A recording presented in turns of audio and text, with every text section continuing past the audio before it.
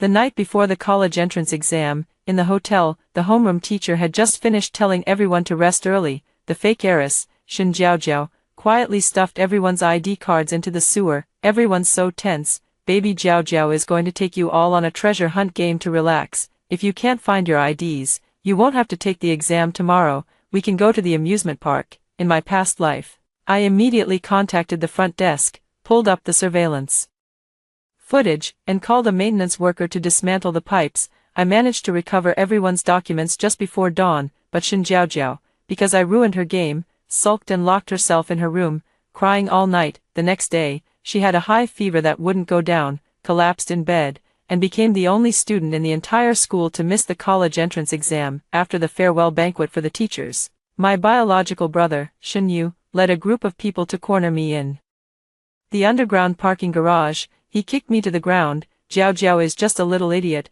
Why couldn't you just play along with her? Did you have to make her cry? If you hadn't made her cry and give herself a fever, how could she have missed the exam? Since you love meddling so much, you won't be using those hands anymore. He used a baseball bat to shatter both my arms. I bled out and died. When I opened my eyes again, I was back in the hotel for the exam. Shen Jiaojiao was holding a stack of ID cards, posing with a peace sign for the surveillance camera. I silently locked my door, tucked my own ID card safely against my body. Go ahead, stuff them away. This time, let the whole class cry outside the exam hall. My phone vibrated frantically in my pocket. I pulled it out. The class group chat for senior year class 1 had already exploded. Shen Jiaojiao had sent a photo. In the photo, she was holding all 45 of our classmates' ID cards like a deck of playing cards, with the hotel bathroom toilet in the background. The caption, Tada, the treasure hunt begins. The group went silent for a full minute. Class monitor Wang Hao was the first to react. Jiao Jiao,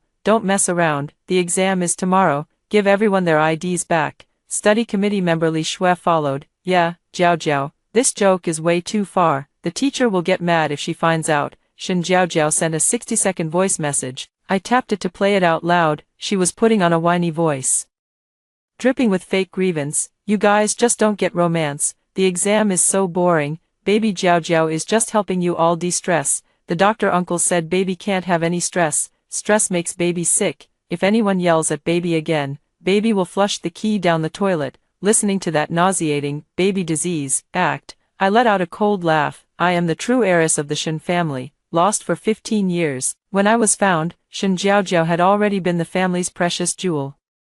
For 15 years, she was used to everyone's eyes being on her. To keep her position, she had deliberately crafted a baby disease persona for herself. She had to be fed, had to be carried when walking. If she made a mistake, she just had to cry, and the whole family would forgive her without any limits. And me, the true heiress who had grown up suffering in the countryside, became her perfect foil. Bang, bang, bang. A violent pounding on my door interrupted my thoughts. Shen Qingyan, open the door.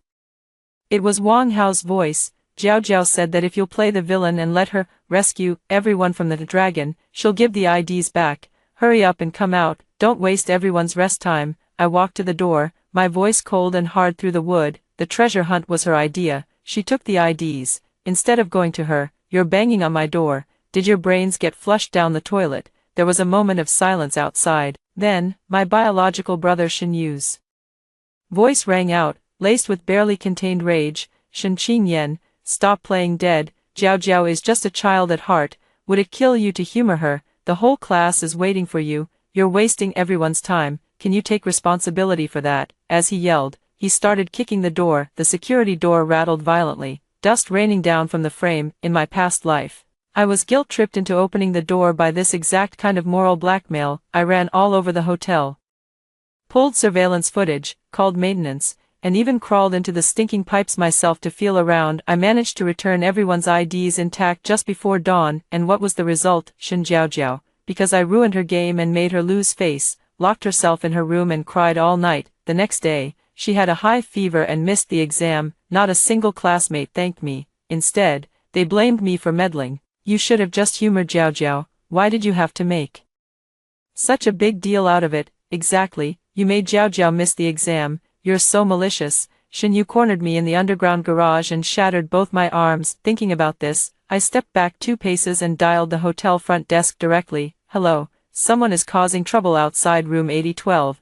violently damaging hotel property. Please send security up. I hung up and picked up my phone again. In the group chat, Shen Jiaojiao was still putting on her show. Woo, Sister Qingyan is so mean. Baby Jiaojiao is so scared. Baby's hand slipped. Oh no, it looks like one fell down. Attached was a photo of an ID card dangling over the toilet bowl. It was pixelated, but you could vaguely tell it was Wang Hao's. The atmosphere in the group instantly changed. Wang Hao started cursing directly in the chat. Shen Qingyan, are you insane? Why do you have to provoke her? Are you dragging the whole class down with you just for your pathetic pride? Li Shui chimed in too. Qingyan, I'm begging you, can't you just humor her like you would a child? We've all studied hard for 12 years, don't ruin it for everyone because of your stubbornness. I stared at the words jumping on the screen, feeling nothing but absurdity. The perpetrator was in the bathroom, holding their futures hostage. Instead of condemning the instigator, this group was pressuring me, an innocent bystander, to give in. This is human nature. These are the classmates I fought tooth and nail to save in my past life. I typed my reply, my fingers flying across the screen. First, I didn't take the IDs. Second, I didn't start this game. Third, if you're so desperate, go beg your precious baby yourself. Don't come knocking on my door. Third, if you have time to morally kidnap me here, go smash Shen Jiaojiao's door instead. Spoiling a child is like killing them. You all want to be her cyber parents. I'm not interested in playing along. After sending that, I directly muted the group chat notifications. The kicking at my door continued outside.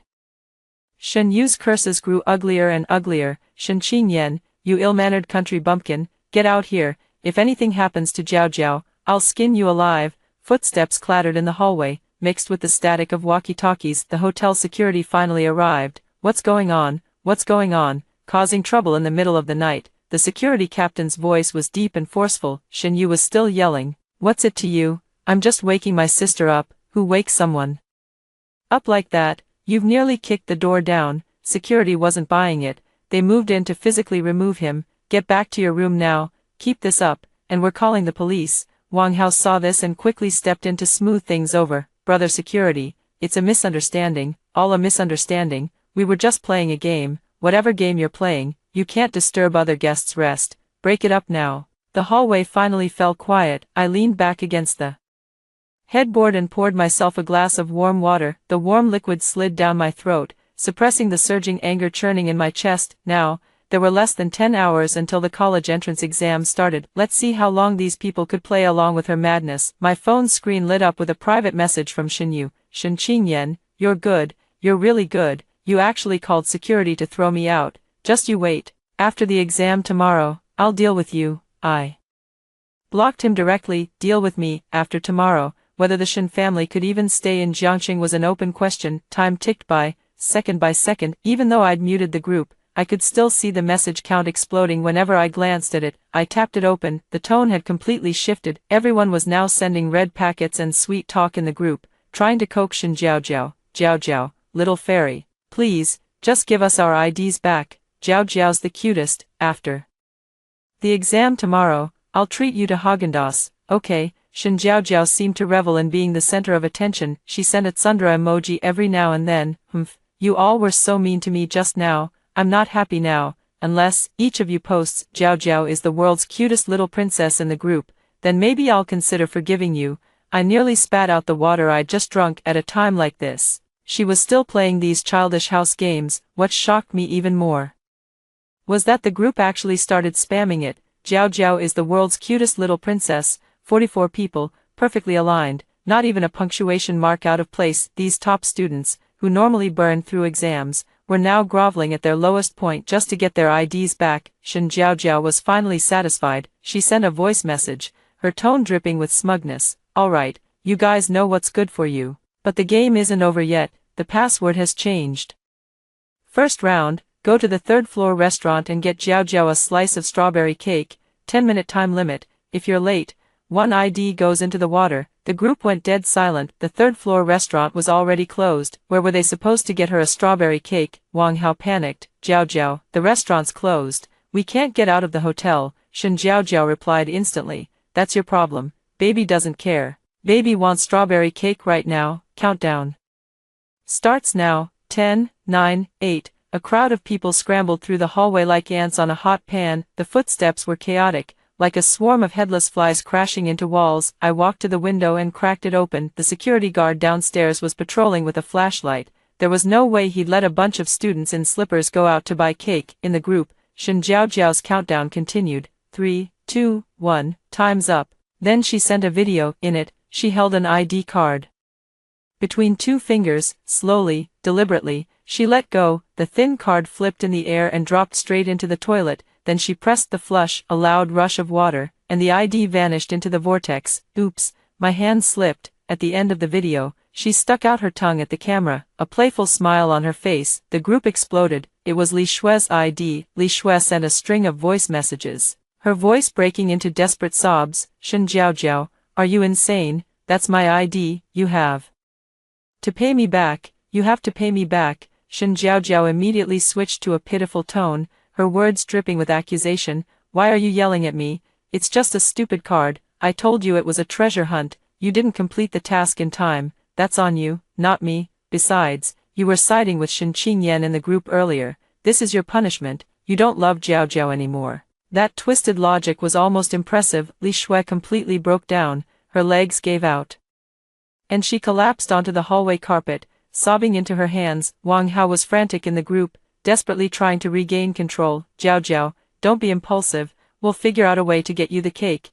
Please don't throw any more. I'm begging you, bro. Shen Jiaojiao sent a sneering emoji, followed by a voice message. Too late. Baby doesn't want cake anymore. Strawberry cake can't fix this. Second round. I want you to drag that annoying Shen Qingyan out of her room and make her kneel in the hallway to sing "Conquer" for me. If you can't do it, one ID goes into the water every 5 minutes. The battle shifted instantly, targeting me again. I stared at the threats jumping on my phone screen, my eyes turning ice cold. Shen Yu was the first to respond in the group, as if he'd found his outlet. The door shook under the pounding of fists and shoulders, a relentless drumbeat of desperation and cowardice. Did you all hear that? It's all that bitch Shen Qingyan's fault, A voice snarled from the crowd, sharp and venomous. If she hadn't refused to come out and cooperate with Jiaojiao, Jiaojiao wouldn't have been provoked into throwing things. Let's break the door down together, drag her out, and make her apologize to Jiaojiao. The students, who moments ago had been silently cursing Shen Jiaojiao in their hearts, instantly shifted their blame.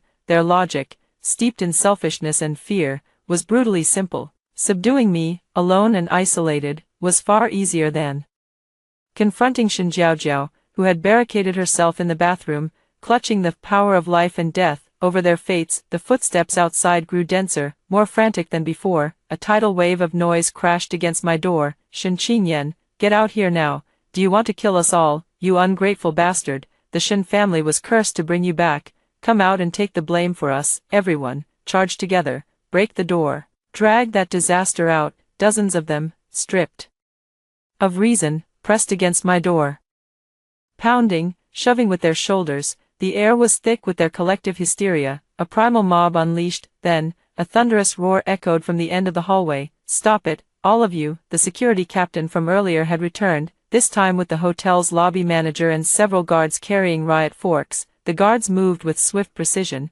grabbing the boys clinging to my door and yanking them away. A bunch of students, tearing down the hotel in the middle of the night. Do you think this is your family's property? The manager fumed, his face red with rage. Shen Yu, undeterred, jutted out his chin and shot back. Mind your own business. We're handling an internal class issue. Handle it on the street. If you damage the hallway again, I'll call the cops and have you all locked up. At the mention of cops and detention, the once brazen students fell silent. Li Shui, who had been crumpled on the floor, suddenly crawled forward on her knees, clutching the manager's pant leg. Manager, sir, please, save me, she sobbed, her face streaked with tears, her voice raw. My classmate threw my ID card into the toilet and flushed it. Tomorrow is the college entrance exam. Please, help me get it back. The hallway froze. The manager's anger faltered, replaced by shock as he stared down at Li Shui. What did you say? Flushed it down the toilet. Li Shui nodded frantically, begging.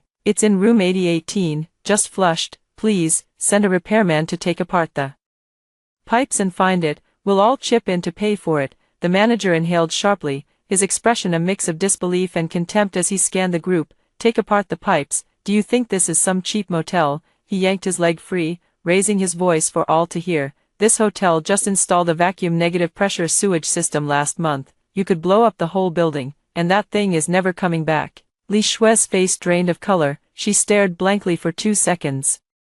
Then let out a piercing, agonized scream. Shen Jiaojiao, you ruined my future. She scrambled to the door of room 8018, slamming her head against the solid wood like a madwoman. Thud, thud, thud, the sound was 100 times more violent than the assault on my door. Her forehead split open, blood streaming down, but she felt nothing, only screaming in despair. Open up, I'll kill you, you bitch, open the door. The students were stunned into silence. Can't get it back, those 3 words crashed into every mind like a hammer. The exam started at 9 tomorrow morning. It was already 1:30 in the morning. Without an ID, she couldn't even cross the exam hall's cordon. My phone vibrated violently on the nightstand. Shen Jiaojiao was sending voice messages in the group again. Li Shue, you're so noisy. The baby's ears are about to go deaf. Since you all won't listen, the game ends early. Wang Hao, it's your turn. A video popped up in the group. Shen Jiaojiao, holding Wang Hao's ID between 2 fingers,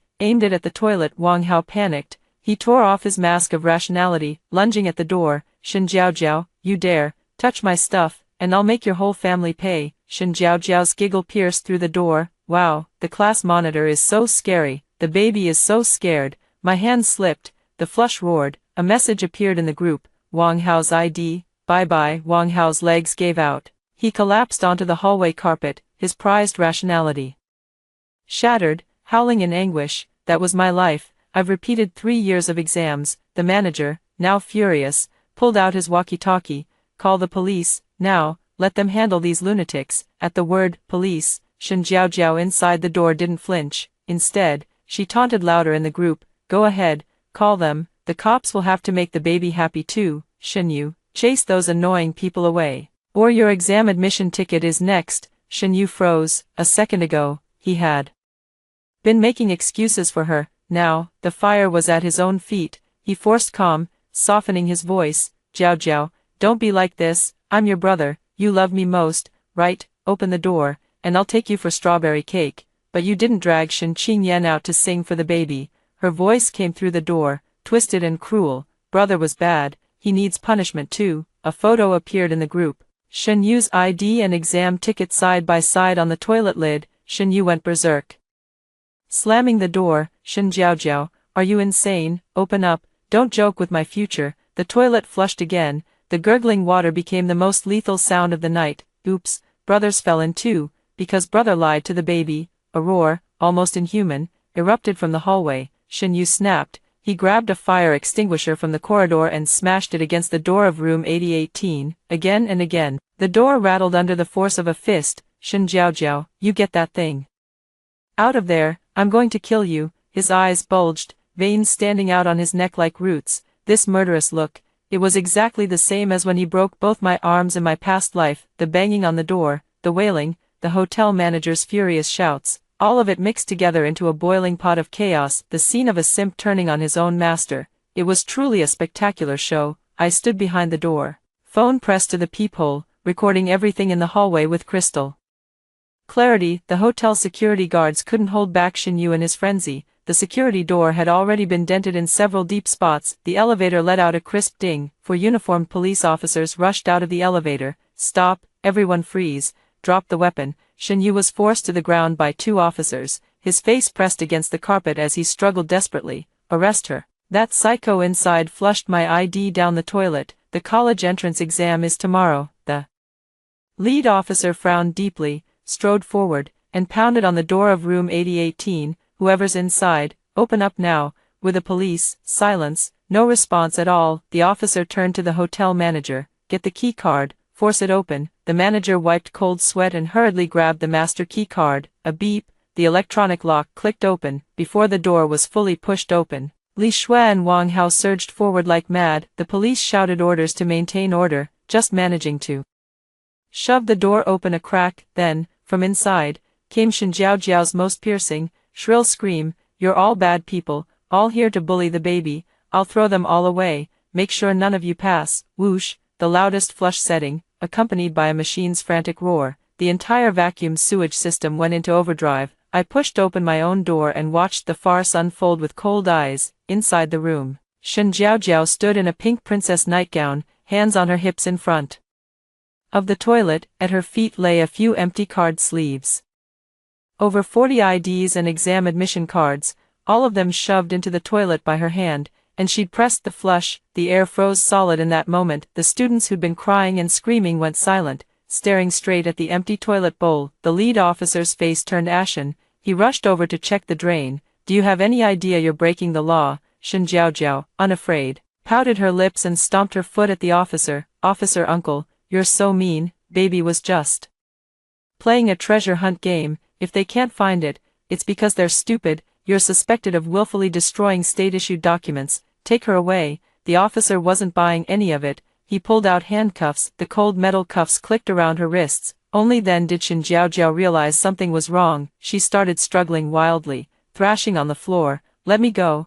I'm the eldest daughter of the Shen family. My dad will fire all of you. Brother, save me. Shen Qingyan, you dead man, come take the blame for me. Shen Yu was pinned to the wall by police, his eyes blood-red as he glared at Shen Jiaojiao. 12 years of my life. You've ruined it all. The entire hallway had turned into a living hell. Wang Hao collapsed on the floor, slapping himself repeatedly. The sharp sound of each slap cut through the night. I'm such a fool. Why did I go along with her? I should have rammed her to death just now. The other students snapped out of it too. Dozens of pairs of eyes, filled with hatred, locked onto Shen Yu. If not for Shen Yu always backing Shen Jiaojiao up, if not for him forcing everyone to indulge her, how could things have come to this? Beat this bastard to death. Not a single good person in the Shen family. A boy led the charge, and a group of students lost control, breaking through the security line to rain punches and kicks on Shen Yu. The scene spiraled into chaos. The police had to blow their whistles 3 times before they could pull the crowd apart. Shen Yu was beaten black and blue, his face covered in blood as he lay on the ground, groaning. In my past life, you protected this man-eating flower, turning the blade against me. In this life, the blade has fallen on your own head. How does it taste? It was now 3 in the morning. The class teacher's door was finally forced open by the police. He'd been tricked by Shen Jiaojiao into drinking milk laced with a heavy dose of sleeping pills. He slept like a log. When splashed with cold water and told what had happened, he had a heart attack on the spot and was carried off on a stretcher. The police went around, taking statements from each student. A female officer helplessly told everyone, IDs are classified state documents. This kind of large-scale, out-of-town emergency reissue, the fastest is 1 day, plus, your exam admission cards were also destroyed. The reissue process is extremely complicated. Tomorrow's exam, you'll have to give it up. 1 sentence, a death sentence for 44 families. The hotel lobby was filled with waves of desperate sobbing. Shen Jiaojiao was forcibly escorted into the police car.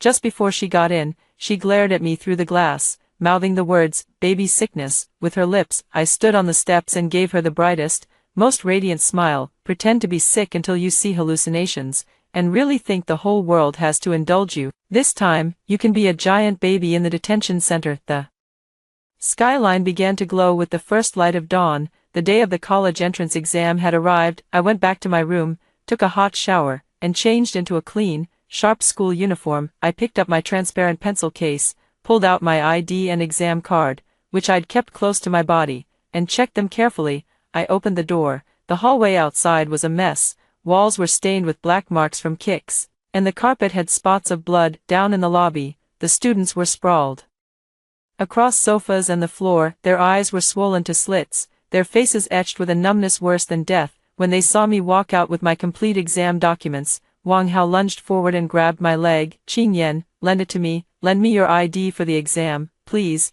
The exam hall won't check too hard, please. Just let me use it. I kicked him off, my voice cold as ice. Are you out of your mind? Impersonation is a crime. Li Shui pointed at me, hysterical. Why didn't you come out and break down the door earlier? You knew she was crazy. Why didn't you stop her? You've ruined us. I let out a cold laugh. When she was throwing things, you blamed me for not going along with her. After the stuff was flushed, you blame me for not stopping her. Either way, I'm the villain in your story, so don't pretend to be innocent now. The path was yours to choose, the punishment is yours to bear. I didn't spare another glance at that pitiful yet detestable swarm of maggots. I turned and strode out of the hotel with long, decisive steps. Outside the exam venue, The air buzzed with the clamor of voices. Parents, dressed in kipeos and clutching sunflowers, wore faces brimming with joy. This was the first time in both my lives that I had ever stepped into a college entrance exam hall. The moment I sat down in my seat and received the test paper, still carrying the faint scent of ink, my hands began to tremble uncontrollably, not from nervousness, but from sheer ecstasy. The phantom pain of having my arms shattered in my past life still lingered in my cerebral cortex. The dull, sickening thuds of those club strikes, I would never forget them, not even in death. But now, my hands,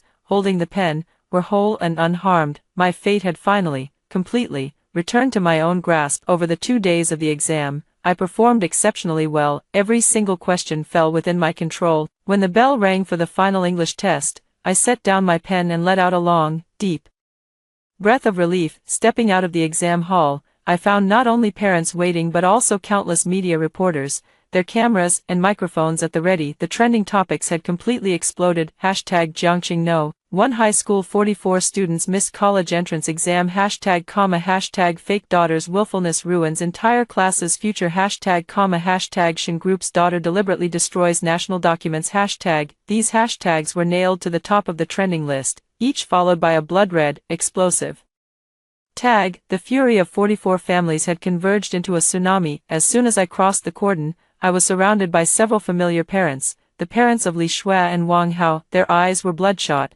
their faces haggard. Li Shui's mother dropped to her knees in front of me, sobbing uncontrollably. Qing Yan, please, Auntie begs you, go to the police station and say something. Say Shin Jiaojiao is mentally ill. That she didn't mean it. The Shin family said that if you help get Shin Jiaojiao off the hook, they're willing to pay each of us 1 million yuan in compensation.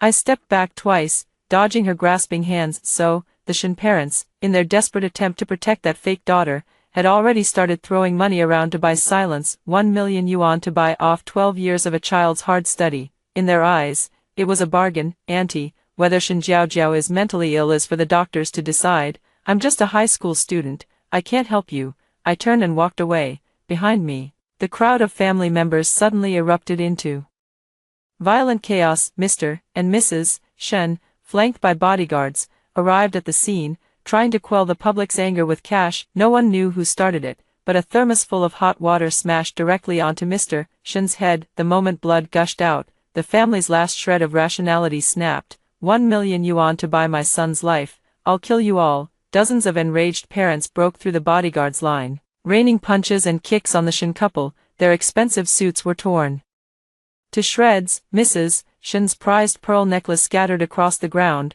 trampled underfoot. Shen Yu, who had just been released on bail, rushed forward to shield his parents. What are you doing, a bunch of poor losers? You're getting money and still not satisfied. If you keep hitting, I'll call the police. His arrogance ignited the fury of a burly student's father. The man, gripping a thick steel pipe that had been used to support a sunshade, swung it down with red-rimmed eyes. Crack, the sickening sound of bone breaking echoed through the street. Shen Yu let out a pig-like scream and crumpled to his knees. The father didn't stop. The second and third blows slammed down on Shen Yu's arms. You think you can bully my son at school and get away with it? You and that bitch ruined my whole family. Both arms were shattered, flesh and blood turned to pulp. I stood under the shade of a tree not far away, watching Shen Yu writhe and twist on the ground like a dead dog. Karma, this taste. You finally experienced it too. The police were dispatched again, dispersing the riotous parents and sending the Shen family of 3 to the hospital. But this was only the beginning of the Shen family's downfall. I returned to that cold, empty Shen villa and began packing my belongings. 15 years of being an outsider, and the year after being found had been nothing but cold stares. This house held nothing worth clinging to. The front door was shoved open violently. Mr. Shen, his head wrapped in bandages, and Mrs. Shen, her arm in a cast, stumbled in. The moment Mrs. Shen saw me, she lunged forward, raising her hand to slap me. You jinx, it's all your fault. Why didn't you take the blame for your sister? Your brother's arm is broken, and you're still here packing your things. I grabbed her wrist and, with a swift motion, returned the slap with a crisp, resounding blow of my own. Mrs. Shen stumbled back, collapsing onto the sofa. You dare hit me? I'm your own mother. She clutched her cheek, disbelief flooding her eyes. My own mother. I looked down at them from above. What kind of mother watches her own daughter be trampled underfoot by a fake for 15 years? What kind of mother forces her own daughter to go to prison just to get a fake off the hook? Mr. Shen, red-faced and furious, pointed at my nose and roared. Jiao Jiao was sick. She couldn't control herself, as her older sister. Couldn't you have just let it go? She's not sick. I pulled out my phone and played the recording I had made from behind the door. In the recording, Shen Jiaojiao's voice was crystal clear, dripping with venom. But you didn't drag Shen Qingyan out to sing "Conquer" for the baby. Big brother isn't being good, so he has to be punished too. Go ahead and report me. Even if the police come, they'll have to make the baby happy. The evidence was ironclad. It wasn't some uncontrollable baby syndrome. It was pure, arrogant cruelty, using power to trample others. Mr. and Mrs. Shen's faces turned ashen in an instant. This recording, along with the hotel surveillance footage and the WeChat group chat logs, has all been submitted to the police. Also, I've sent a little gift to the Jiangxing Tax Bureau. The account books detailing your company's tax evasion over the past few years should already be on the investigation team's desk by now. Mr. Shen's legs gave out, and he collapsed onto the floor. That was a secret I had uncovered in my past life, just before Shen Yu beat me to death. I had planned to report it, but I never lived to see the day. Now, it was the perfect time to send them straight to hell. Shen Qingyan, are you insane? What good does it do you for the Shen family to go bankrupt? Mrs. Shen screamed, writhing on the floor like a madwoman. I pulled my suitcase along, not sparing them even a single glance. I took a long, deep breath, letting the words settle in the air like dust after a storm. The best part, I don't have to smell your stench anymore. I strode out of the Shen family's grand entrance, my footsteps echoing on the marble floor. Behind me, the villa erupted with the sound of Shen father's desperate roar and the crash of something heavy shattering against a wall. The online storm had already turned into a tsunami. The parents of those 44 students had banded together.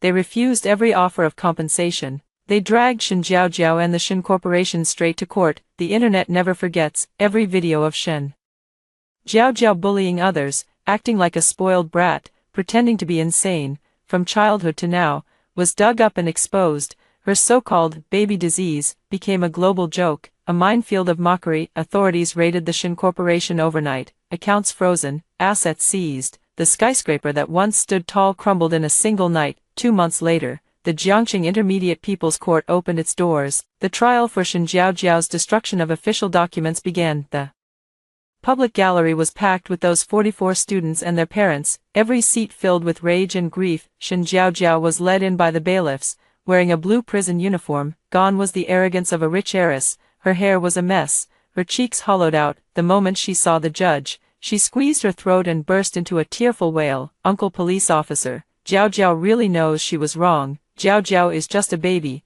Okay, can you let the baby go home and eat cake? The parents in the gallery exploded. Curses and shouts shook the ceiling. The judge slammed his gavel hard. He presented the latest forensic psychiatric evaluation from Jiangxing Mental Hospital. After joint assessment by multiple experts, the defendant, Shen Jiaojiao, is found to be completely mentally sound. There is no pathological evidence of any mental disorder. The defendant possessed full criminal responsibility at the time of the offense. Shen Jiaojiao's pitiful cries choked in her throat. Her eyes went wide. She whipped her head toward the defendant's bench where her parents sat.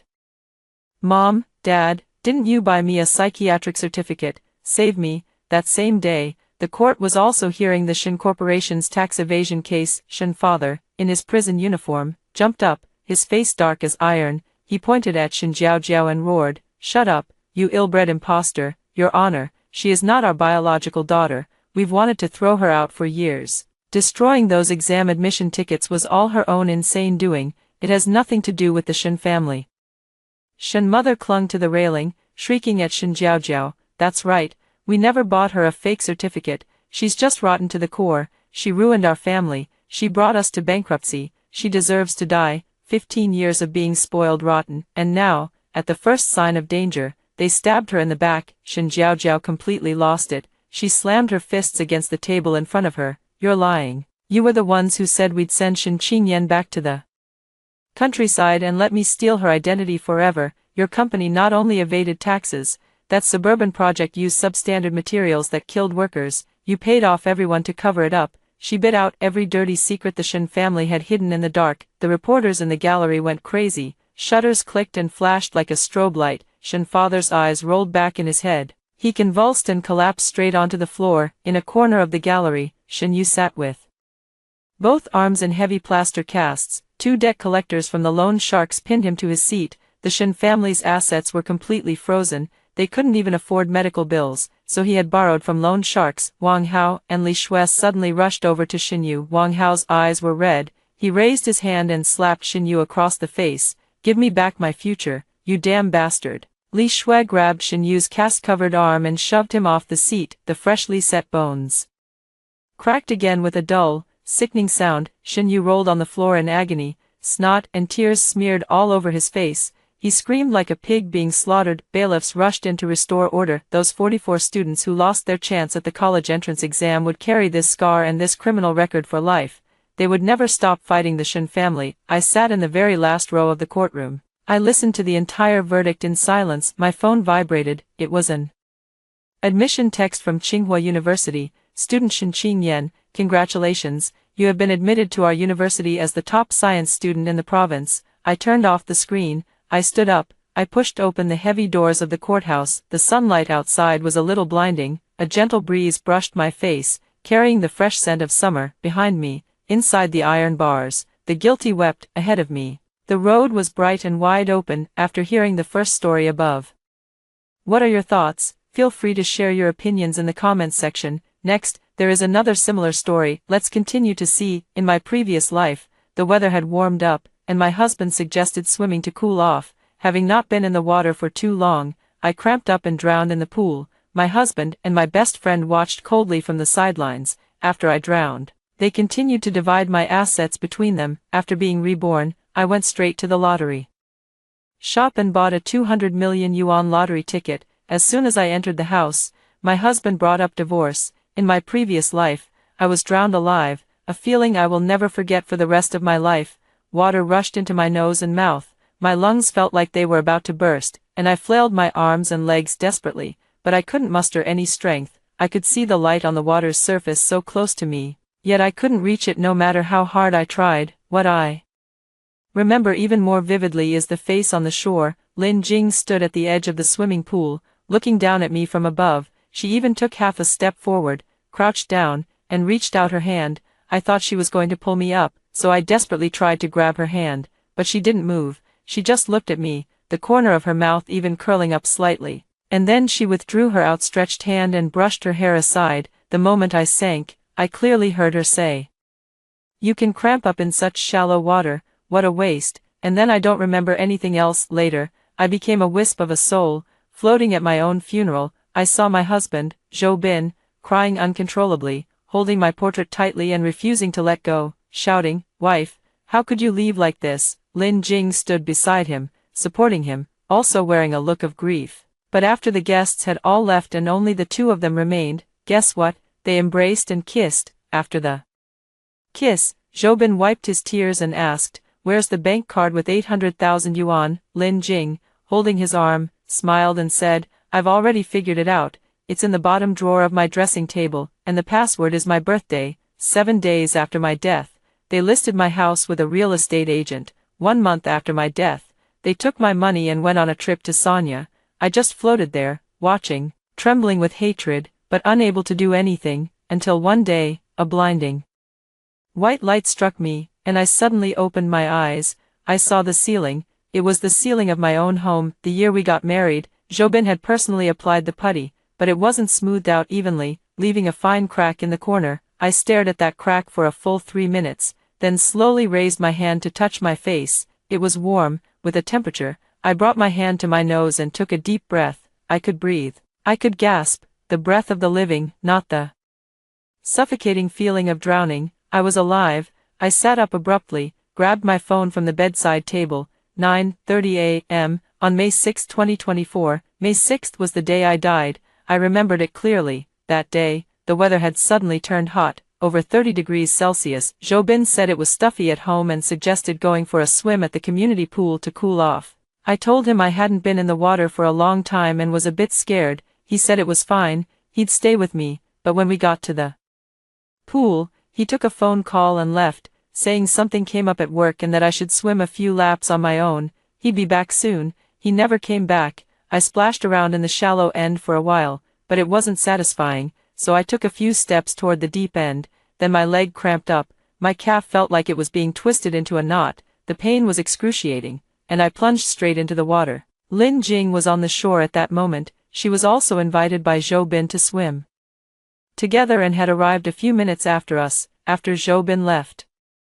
She sat on the shore playing with her phone. I called out to her, she heard me, looked up, glanced at me, and then she didn't move, and just like that, I died, but now I'm alive, sitting up in bed, able to move my hands and feet, no water in my lungs, my heart pounding loudly. I've come back to life, returned to 9:30 a.m., on May 6, 2024, I'm clutching my phone, my fingers trembling, not from fear, but from excitement, the kind of excitement that comes from being filled with hatred to the bone and suddenly being given another chance. Heaven has given me a second chance, fine, then let's settle this score properly this time. I took a deep breath and was about to get out of bed when my phone suddenly vibrated. It was a news notification. The winner of this lottery's grand prize has come forward to claim their prize, with a jackpot of 20 billion yuan, 20 billion, staring at that number. A sudden image flashed through my mind. Before I died, it was probably around 2 p.m., at that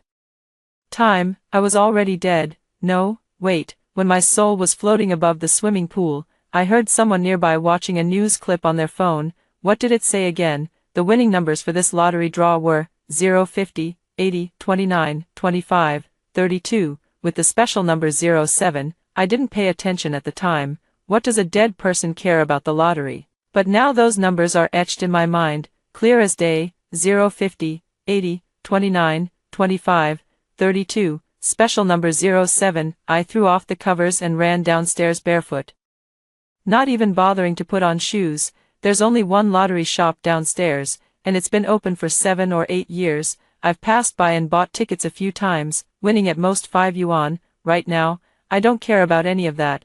I need to buy that set of numbers. I don't know which draw is happening today, and I don't know if these numbers will actually win, but I have to try. Heaven has given me a second chance at life. Surely it must have left me something, the timing of that news notification, the voice I heard floating in the air.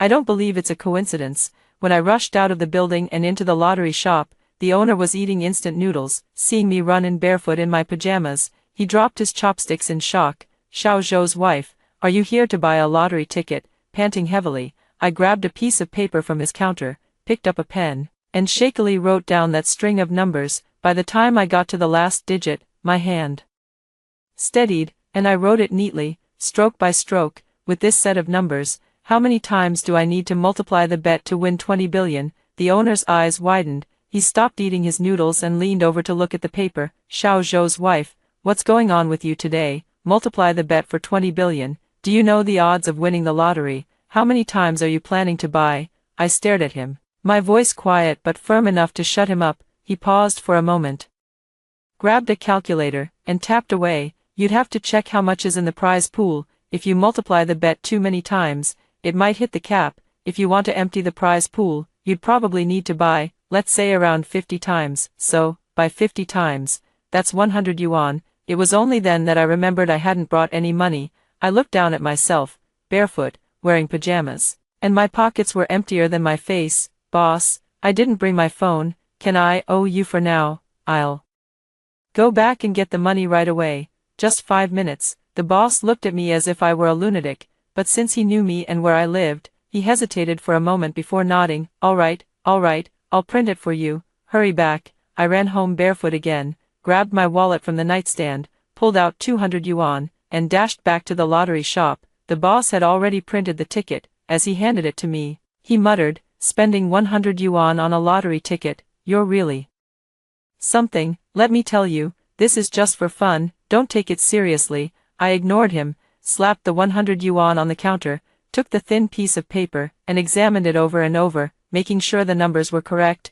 Then, I carefully folded it and tucked it into the pocket of my pajamas. 100 yuan for a piece of paper that might be worth nothing at all, but I knew it wasn't. It had to be. That string of numbers would definitely win 2 billion, it had to be the news notification I remembered. That voice I'd heard floating in the air was the last memory from my previous life before I died. the heavens had sent me back with this memory so I could seize this opportunity. Clutching the lottery ticket, I walked back home. When I reached the entrance of the stairwell, the sharp pain from the gravel under my feet made me realize I was still barefoot. I looked down at my disheveled state and suddenly laughed. What was I doing at this time in my previous life? I should have been at home, packing my things, getting ready to go swimming with Zhou Bin. She should have been home then, sitting on the couch playing with her phone, urging me to hurry up and change into my swimsuit. And now, here I was, holding a lottery ticket worth 2 billion, standing barefoot at the stairwell entrance like a madwoman. But I had never felt so grounded in my life. I took a deep breath, pushed open the unit door, went upstairs, took out my keys, and opened the door to my home. There was someone in the living room. Zhou Bin was sitting on the sofa, wearing the t-shirt I'd bought him, holding his phone and typing on the screen. On his face was that smile I couldn't understand in my previous life but now found utterly disgusting, the kind of tender, intimate smile reserved for a lover. Hearing the door, he looked up, startled. "Where did you go? Why are you out in your pajamas? Where are your shoes?" I didn't answer, just stood there in the entryway, staring at him. In my previous life, I had been so good to him at this point. If he said we were going swimming, I went. If he said he had work at the company, I believed him. If he told me to wait for him to come back, I waited, until I died, and he never returned. How had I not seen it back then? The way he looked at me was never the same as the way he looked at Lin Jing. When he looked at me, it was with a sense of entitlement, of command, of obligation. When he looked at Lin Jing, it was with tenderness, caution, and an unmistakable fondness. I hadn't realized it even in death. "What's wrong with you?" He grew uncomfortable under my gaze, stood up, and walked over. "Honey, I need to talk to you about something." The word, honey, coming from his mouth made my skin crawl. In my previous life, I would have found it sweet when he called me that. Now, hearing it only made me feel foolish. I didn't say a word, just kept looking at him. He walked over and stopped about 2 steps away from me, forcing an awkward expression onto his face, rubbing his hands together as if hesitating to speak. "There's something I want to discuss with you." Suddenly, everything became crystal clear to me. Was this how he had been at this moment in my previous life? Right before we were supposed to go swimming, had he been planning to tell me something then? But I had been too happy, too trusting, to even consider the possibility. Now I know, he wants to divorce me. He definitely wants to divorce me. He's been with Lin Jing for a long time, just waiting for the right moment to come clean. In my past life, he never got the chance to come clean because I went swimming, and then I died. He naturally inherited that 800,000 in this house. In this life, I've just come back clutching a 2 billion yuan lottery ticket, and he's already here asking for a divorce. Heaven, what kind of script is this that you've arranged for me? I lowered my head and couldn't help but laugh. Zhou Bin was taken aback by my laughter, his expression growing even more uncomfortable. What are you laughing at?" I looked up at him, a smile still hanging on my lips, but there wasn't a trace of amusement in my eyes. "It's nothing, go on." He licked his lips, as if trying to muster courage, then spoke up. "Honey, let's get a divorce." When he said those 3 words, my first reaction wasn't sadness, it was the urge to laugh, really, really badly. In my past life, before I died, I don't know if he ever said those words to me. By then, I had already gone swimming and died in the pool. He skipped the divorce step altogether, directly becoming a widower, taking my money, keeping my house, and flying off into the sunset with his best friend. In this life, he actually said it out loud. I stood there in the entryway, my hands still in my pajama pocket, clutching that lottery ticket directly. The piece of paper I bought for 100 yuan was now pressed against my thigh, feeling a bit warm. I could feel its presence, like a calming pill, or like a witness. It was going to witness how I would live this life. With clarity, divorce, I repeated the word, my voice calm, so calm that even I was surprised. Zhou Bin probably didn't expect this reaction from me. He paused for a moment, then began to pour out the words he had long prepared. He took 2 steps forward, standing in the center of the living room, his expression switching so quickly, from hesitation to pain, from pain to resolve. It was a shame the Oscars didn't award him a little gold statue.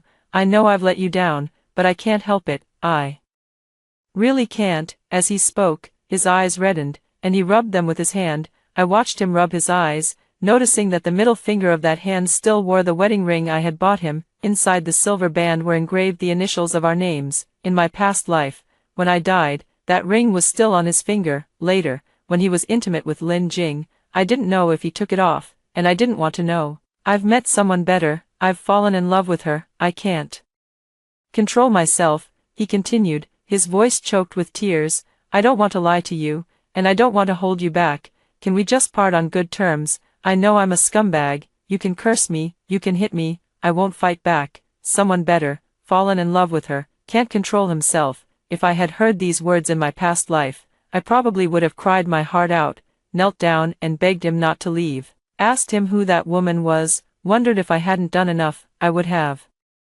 stayed up all night, flipping through our old photos, recalling the vows he made to me on our wedding day. But now, hearing these words, I just felt like I was watching a poorly acted play. He performed earnestly, with the right expressions, the right tone, even squeezing out a couple of tears. There was just one thing off. He couldn't look me in the eye. From start to finish, his gaze was evasive, either looking at the floor, the wall, or the dying pot hose on the coffee table, but never at me. I took 2 steps into the room, closed the door, leaned against the shoe cabinet, crossed my arms, and tilted my head to look at him. Who is that woman? Zhou Bin's face changed, his lips moved, but no words came out. Is it Lin Jing? I directly named her, and his face instantly turned pale. It wasn't the kind of paleness that could be acted. It was genuine shock. His pupils dilated. How do you know? How do I know? I saw it with my own eyes. After my own funeral, the 2 of you were hugging and kissing. I even saw you lying on my bed, discussing how to spend my money. That kind of image is something you never forget once you've seen it. But I couldn't say that now. If I did, he'd think I was crazy and might even call 120 to have me taken away. I just smiled and didn't answer. Zhou Bin was unnerved by my smile. He rubbed his hands together, spun in place twice, then walked back over. He stopped about 3 steps away from me. That distance was interesting, not too close, not too far.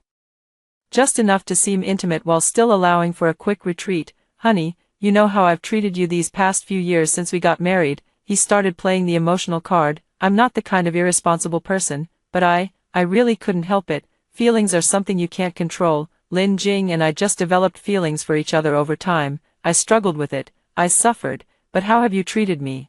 I finally spoke up, cutting him off. How have you treated me? Don't you have any idea yourself? Zhou Bin choked up, standing there with his mouth agape, like a fish tossed ashore. I looked at him, my mind replaying scenes from my past life like a movie. How had he treated me? Not exactly bad, but not exactly good either. We each spent our own salaries. He handed over 2,000 yuan to the household every month and kept the remaining 5,000 or so for himself. When I asked where the money went, he said it was for socializing, meals, and gas. I believed him. I did 70% of the housework, he did 30%. Occasionally, when he cooked, I'd be moved for half the day and post on social media praising him. For Lin Jing's birthday, I'd prepare gifts a month in advance. For my birthday, he'd forget and just buy a cake on the day as if that settled it. I thought that was just marriage. Plain and simple was the real deal. My mom said all men were like that they stopped being romantic after marriage, and told me not to make a fuss.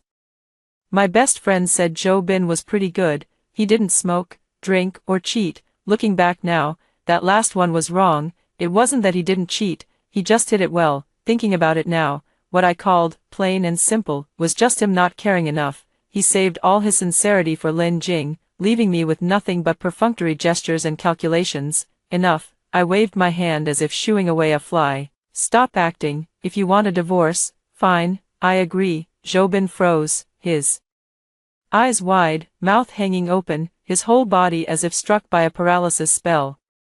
You agree. He stood there with his mouth agape, his expression a fascinating mix of surprise, delight, and a hint of barely concealed smugness. He was probably thinking, I didn't expect it to go so smoothly. If I'd known she'd be this easy to deal with, I would have brought it up sooner. I caught every nuance of his changing expression, not missing a single detail, but before he could finish reveling in his joy, I spoke again. But I have one condition. Zhou Bin's smile froze on his face, as if someone had grabbed him by the throat. What conditions? I pulled my hands out of my pockets, crossed my arms over my chest, and looked at him. The house goes to me, the savings are split 50-50, and you leave with nothing. Zhou Bin's face instantly changed, from white to red, then from red to green. The whole process was particularly amusing, like a palette of colors. I could tell his mind was racing. Is he joking? Is he crazy? What gives him the right? You must be out of your mind. The down payment was paid by my parents. His voice cracked, the veins on his neck bulging. The mortgage was paid by me, but I also contributed. He took a step forward, gesturing animatedly. I've been paying since we got married, $2,000 a month for 3 years, that's $24,000, no, over $30,000, half the house is mine. You paid $2,000 a month, I paid $5,000 a month, for 3 years. Do the math yourself. Who paid more, who paid longer? Jobin was left speechless by my retort. He opened his mouth, then opened it again, like a broken record player. He paced around the living room twice before turning back, his face flushed red. That still won't do. That house is my parents' life's work. They emptied their savings back then to pay the down payment. You can't just, my parents' life's work. I let out a laugh. It's true your parents paid the down payment, $200,000, right, but in these 3 years, I've paid nearly $200,000 in mortgage payments. How much is the house worth now? 2 million. I want the house, but I'll pay your parents back that $200,000, every last cent, transferred on the spot. Jobin froze again. He probably didn't expect me to say that. In his imagination, I should have been crying, making a scene, threatening to hang myself, and in the end, he'd send me away with some smooth talk. I'd be grateful for $30,000 or $50,000, but not only did I not cry, I even started doing the math for him, clear as day. You're serious? The force in his voice weakened. When have I ever lied to you? He didn't answer, because he knew I'd never lied to him. The only person who ever lied to me in this lifetime was him. I looked at him and continued, let me do the math for you. The house is worth 2 million, minus your parents' 200,000, leaving 1 million. That 1 million is our shared property, split 50-50, 500,000 each. You give me 500,000, and the house is yours, or I give you 500,000,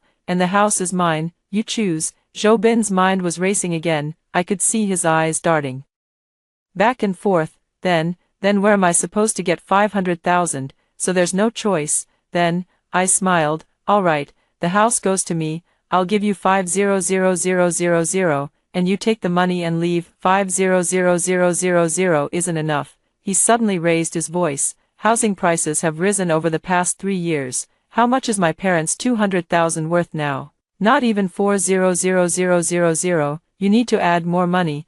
I looked at him, really wanting to give him a round of applause. This guy is truly a master when it comes to scheming. Just a moment ago, he was playing the emotional card, how sorry he was, how much he struggled and suffered. Now, as soon as money is mentioned, his true colors are revealed. What feelings, what guilt, in the face of money.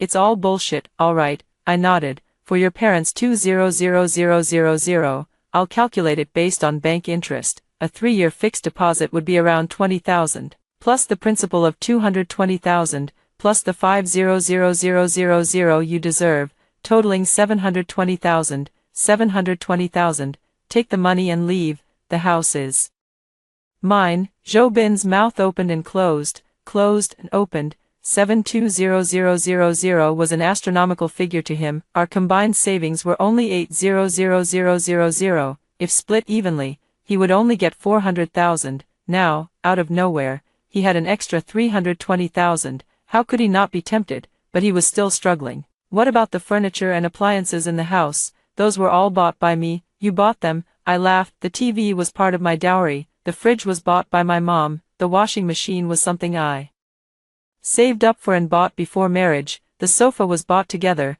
You contributed 1,000. The bed was bought by me. You contributed 500. You do the math and see what you actually bought. Jobin's face flushed red again. He opened his mouth, wanting to say something but swallowed it back. I sneered inwardly. In my past life, when he took my 800,000, did he ever think I would settle these accounts with him? He definitely didn't. In his eyes, I was just a fool he played around with and who still felt grateful. But now it's different. The fool has woken up. Jobin stood there, clenching and unclenching his fists, his expression shifting back and forth. It was quite a spectacle. He paced around the living room like a trapped animal. I knew what he was thinking. He was weighing, calculating, wondering if this deal was worth it. 720,000 in cash, plus his and Lin Jing's own savings, would be enough for a down payment on a small house, and then, in 2 years, I would die, wait. I won't die this time around, but he can't figure out this debt. All he knows is that with this 720,000, he can fly off into the sunset with Lin Jing. What a great deal. Watching him like this, I feel so damn good inside, even better than chugging a whole bucket of ice water, when he was scheming against me in my past life.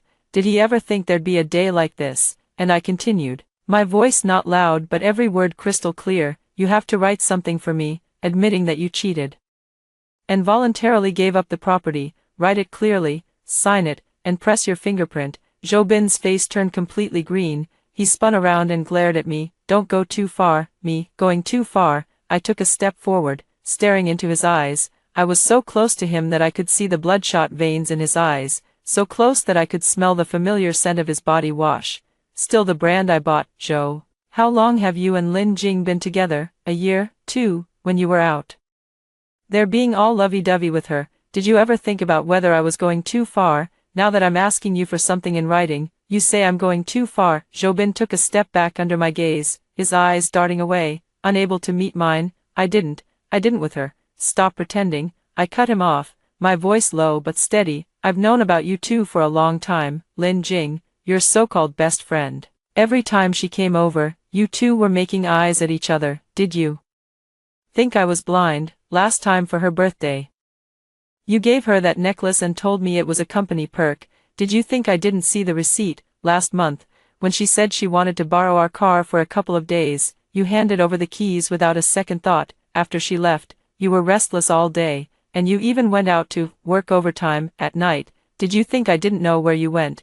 Zhou Bin's face turned completely pale, his lips trembling. Unable to utter a single word, I took a step back, leaning against the shoe cabinet again, my tone returning to calm. I'll give you 3 days to think it over. Either agree to my conditions, and we can part ways amicably. You go live your good life, and I'll live mine, or we can go to court and drag this out slowly. Let's see if Lin Jing is willing to wait 3 years. Oh, and you'd better ask Lin Jing first if she's willing to wait 3 years for you. She's 27 this year, right? Waiting 3 years would make her 30. You might not be in a hurry, but she probably is. Zhou Bin stood in the center of the living room, frozen as if struck by lightning. Looking at him like that, a wave of complicated emotions suddenly surged within me. This was a man I had once loved, trusted, and nearly entrusted my life to, but now, he only felt unfamiliar, even laughable. I changed into my slippers, straightened up, and looked at him. Still here. I raised an eyebrow. Is there something else? He opened his mouth, struggling for a long time before finally forcing out a sentence. When did you find out? I almost laughed at his question. When did I find out? I knew in my past life. It's just that I was foolish back then and never considered it. Every time Lin Jing came to my house, she dressed more and more provocatively, her gaze toward Zhou Bin growing increasingly clingy, and Zhou Bin's attitude toward her becoming more and more attentive. I saw it all, but I told myself I was overthinking it, that it was just a normal friendship. But in this life, I'm not overthinking it. You don't need to worry about how I know. You just need to understand that I'm not a fool. I never was, and I certainly won't be in the future. All right, you can go now. Come back in 3 days. After saying that, I ignored him and walked toward the bedroom. After a couple of steps, I stopped and looked back at him. Oh, and I'm not going swimming today. Tell Lin Jing not to wait. Zhou Bin's face changed again, this time turning completely bloodless. He suddenly looked up, glaring at me with an indescribable expression in his eyes. Was it fear, disbelief, or something else? Seeing him like that, the last trace of shadow in my heart vanished. Sure enough, that day in my past life, his plan to go swimming was just a pretense. What he really wanted was for me to be alone with Lin Jing. He had probably planned it all along, for me and Lin Jing to go swimming together, while he found an excuse to leave. As for what Lin Jing would do to me, did he know, or had they planned it together from the start? I didn't dare to think further. The more I thought, the more foolish I felt. How could I have been so blind in my past life to marry such a person? I entered the bedroom, closed the door, and leaned against it for a moment. The living room was quiet, so quiet that I could hear Zhou Bin's breathing. He stood there stunned for a long time, and then I heard him pick something up, open the door, close it, and leave. The house fell completely silent. I slowly slid down the door and sat on the floor. The calm, strong demeanor I had just shown gradually faded from me. Like the tide receding, my hands began to tremble. first my fingers, then my entire hands, then my arms. I clenched my hands into fists, gripping them tightly, but they still shook. It wasn't fear, it was excitement, the kind of relief that comes from finally speaking the words I had held back for lifetimes. I sat on the floor for a while, waiting for my hands to stop trembling before standing up. I walked to the bed and sat down, pulling the lottery ticket from my pocket and unfolding it. I stared at the string of numbers, 0, 50, 80, 29, 25, 32, the special number, 07. I looked at it for a long time, carefully folded it, and placed it in the very back of the bedside drawer. In that drawer, hidden beneath a few old clothes and a quilt, was where I had once kept a bank card with 800,000 yuan. This time, it was replaced by a piece of paper worth 2 billion yuan. I sat on the edge of the bed, lost in thought for a moment, and then suddenly burst out laughing. As I laughed, tears began to fall. I didn't even know what I was crying about. Happiness, resentment, bitterness, maybe all of it. My death and my past life had been too unjust, and this life had come too suddenly. I didn't know whether to laugh or cry at the joke fate had played on me. After crying, I wiped my tears and went to the bathroom to wash my face. The person in the mirror looked exactly the same as before, but the eyes were different. The eyes from before were soft, naive, and trusting of everyone. Now, they were colder, sharper, and saw everything clearly. I said to myself in the mirror, "Don't be afraid, this time, you won't die. With 2 billion, you can live for several lifetimes." The person in the mirror looked back at me, and the corners of her mouth slowly curled into a smile. For the next 3 days, Zhou Bin didn't come back to stay.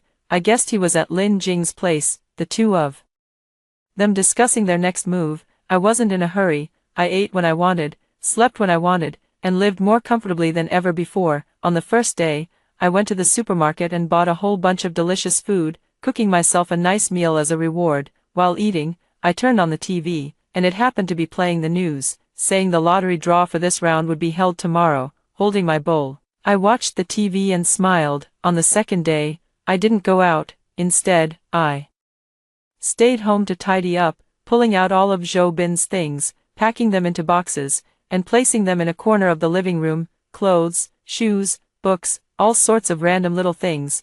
They filled 4 large cardboard boxes. While sorting through them, I found a photo from our wedding day. We were both in our wedding attire, smiling so brightly. I stared at that photo for a long time, then threw it into the trash. A little after 2 in the afternoon, I opened my phone to watch the live lottery draw. As the numbers popped up one by one, my hands started trembling again. 0, 50, 80, 29, 25, 32, special number 07, all matched. I had bought 50 times the bet, with each winning ticket worth 40 million, so 50 times meant 2 billion, 2 billion. I stared at the number on my phone screen for a full 5 minutes, then I turned off my phone, stood up, went to the kitchen to pour myself a glass of water, drank it all in one go, came back, sat down, and opened my phone again to check. Still 2 billion. I put down my phone, leaned back on the sofa, and looked up at the ceiling. That crack was still there, left from when Zhou Bin painted the wall poorly all those years ago. Before,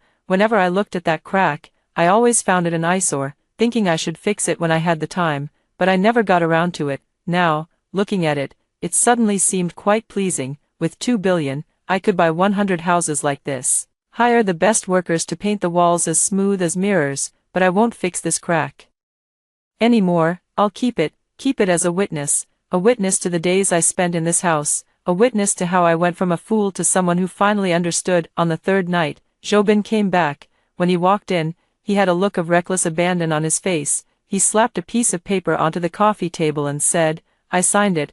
I picked it up and looked. It was a handwritten divorce agreement. It stated that due to the husband's infidelity leading to the breakdown of the relationship, he voluntarily gave up the property. The savings would be split evenly, and the wife would return the 220,000 down payment from the husband's parents. The handwriting was messy, with some parts crossed out and rewritten, but everything that needed to be there was there. At the bottom were his signature and fingerprint, bright red, looking quite festive. I looked it over, nodded, and said, "All right, we'll go to the Civil Affairs Bureau tomorrow." Zhou Bin stood there staring at me, his eyes holding an indescribable expression, a mix of hatred, resentment, and a hint of fear. "You really want to leave that badly?" he suddenly asked, and I almost laughed out loud. Is it me who wants to leave, or you? Weren't you the one who came to me with the idea? He was left speechless, standing there for a long time before finally forcing out the words, "You've changed." I nodded. Yes, I've changed. I've become smarter. He stared at me for a long while, his gaze as complex as a pot of messy stew. Then he turned and walked away, pausing at the door to look back at me. What about the 720000? When will you give it to me? I'll transfer it on the spot once the divorce certificate is in hand. He nodded, pulled open the door, and left. The moment the door closed, the last weight in my heart lifted. Tomorrow, after finalizing the divorce at the Civil Affairs Bureau, I would be completely free. Then, I'd go cash in that $2 billion. Once the prize was claimed, I'd be rich. In this lifetime, I'd never have to put up with anyone's attitude, never have to serve anyone, and never have to worry about being held underwater and drowned. I walked to the window and looked out at the night. The city was brightly lit, bustling with traffic. It's really good to be alive, and tomorrow is going to be a great day. Early the next morning, I put on my most comfortable clothes, a simple white t-shirt and a pair of jeans, tucked the lottery ticket and ID into my bag, and headed out to the Civil Affairs Bureau. When I arrived, Zhou Bin and Lin Jing were already standing at the entrance. Yes, Lin Jing is here too. She's wearing a little white dress, with delicate makeup, and her hair looks freshly styled, curled beautifully. She's standing next to Zhou Bin, holding his arm. When she sees me arrive, she immediately puts on a fake smile, lets go of Zhou Bin, and comes up to me. "Sis, you're here." Hearing that, sis, almost makes me sick to my stomach. In my past life, she called me that too, sis. This, sis, that, acting even closer than a real sister. Every time she came to my house, she'd help with chores, wash the dishes, fold the clothes, and say things like, "Sis, you're so good, sis, you're so kind, sis, I really admire you." And in the end, a real sister could stand by and watch her sister drown. I ignore her, walk straight past, and stand in front of Zhou Bin. "Let's go in." Lin Jing is left standing there, feeling awkward from my cold shoulder, but she quickly recovers and follows me inside, still talking non-stop. "Sis, don't blame Zhou Bin, it's all my fault. I couldn't control myself. If you're angry, you can scold me, even hit me a few times. I won't fight back. Sis, we've known each other for so many years. You know I'm not that kind of person. I really love him. I just couldn't help it." As she speaks, her voice starts to tremble with tears. I stop walking and turn to look at her. My gaze catches her off guard, and she quickly puts on that pitiful look, her eyes reddening, tears welling up, ready to fall at any moment. I look at her and suddenly laugh. "Lin Jing, you don't have to do this. I'm not angry, really." She's stunned. "Not only am I not angry, I should thank you." She freezes, and even Zhou Bin turns to look at me. I smile at them both. "Genuinely, really, thank you both. If it weren't for you, I wouldn't have realized how foolish I used to be. From now on, you two should live happily together, stay locked in, and never separate. Don't go ruining anyone else's life." Lin Jing's face stiffens, and Zhou Bin's does too. Seeing their expressions, I feel an incredible rush of satisfaction, like I've won the lottery. No, not like it. I did win the lottery, $2 billion just yesterday afternoon. I turn around and stride into the Civil Affairs Bureau. This time, the document I'm signing isn't just a divorce agreement. It's the first contract of freedom in my new life. The marriage registration office is on the first floor, with the divorce window at the very back. When I walk in, there are already several couples in the hall. Some are sitting hand in hand, here to get married, smiles on their faces. Others are sitting far apart, here for divorce, their expressions either numb or exhausted. When the three of us walk in, quite a few people look up. It's rare to see three people coming for a divorce together. Lin Jing probably realized the issue as well. She let go of Zhou Bin's arm, stepped aside, and pretended to be very familiar with me. She leaned in and whispered, "Sis, maybe I should wait outside. It's not good for me to be here." "No need," I replied without turning my head. I walked straight to the ticket machine, selected the divorce registration number, tore off the slip, and found a seat to sit down. Lin Jing stood there, her face alternating between red and pale, unsure whether to stand or sit. Zhou Bin glanced at her and gave her a meaningful look. Only then did she shuffle over and sit down beside me, leaving one seat between us. Zhou Bin sat on my other side. The three of us sat in a row like three parallel lines, none of us looking at each other. While waiting for our number to be called, I took out my phone and scrolled aimlessly, there wasn't really anything interesting to see. I just didn't want to talk to them. Lin Jing held back for a while but couldn't resist leaning in again. Sis, you really don't blame me. I kept my eyes on my phone. Blame you for what? For me and Zhou Bin. Her voice was very low, tinged with a pitiful tone. I know I've wronged you, but feelings are something you just can't control. I struggled too. I thought about stepping back. But what? I finally looked up at her. She was taken aback by my gaze, opening her mouth but unable to speak. I put my phone away, turned, and faced her directly. Lin Jing, let me ask you a question. She nodded, her expression obedient. When did you start with him? Her face flushed again, and she glanced at Zhou Bin. Zhou Bin didn't look at her, instead staring blankly at the promotional posters on the wall. She bit her lip and whispered, "A year ago." I nodded. "And before that, you came to my house, helped me wash dishes, folded my clothes, called me sis, went shopping with me, chatted with me, and said I was your best friend. Was all of that fake?" Her face turned completely red, so red it seemed like it could drip blood. "Sis, enough, no need to say more." I cut her off and leaned back in my chair again. I said I don't blame you, really. She froze, her eyes filled with disbelief. Looking at her like that, I suddenly felt like laughing. She probably would never understand. It wasn't that I didn't blame her, it was that I couldn't be bothered to blame her. What good would blaming her do? Scolding her, hitting her, would that keep me from dying in my past life? Could it turn back time? No. So I didn't blame her, I just let her keep acting, waiting to see how far she could take this performance. At that moment, the number calling machine rang, and it was our turn. I stood up and walked over, with Zhou Bin following behind me. Lin Jing also stood up but didn't come over, standing far away in the hall, watching. The person at the divorce window was a woman in her 30s, wearing glasses, with an expressionless face. She glanced at us, then looked at Zhou Bin behind me, and asked, "Did you bring the agreement?" I handed over the agreement that Zhou Bin had signed. She took it, flipped through it, and asked, "Are both parties voluntarily divorcing?" "Voluntarily," I said. Zhou Bin also said, "Voluntarily." She looked up at us and asked again, "Is the property division clear?" Clear. She nodded, handed 2 forms out of the window, and said, "Fill these out, then go over there to photocopy your ID cards, household register, and marriage certificate." I took the forms and walked over to the nearby counter to start filling them out.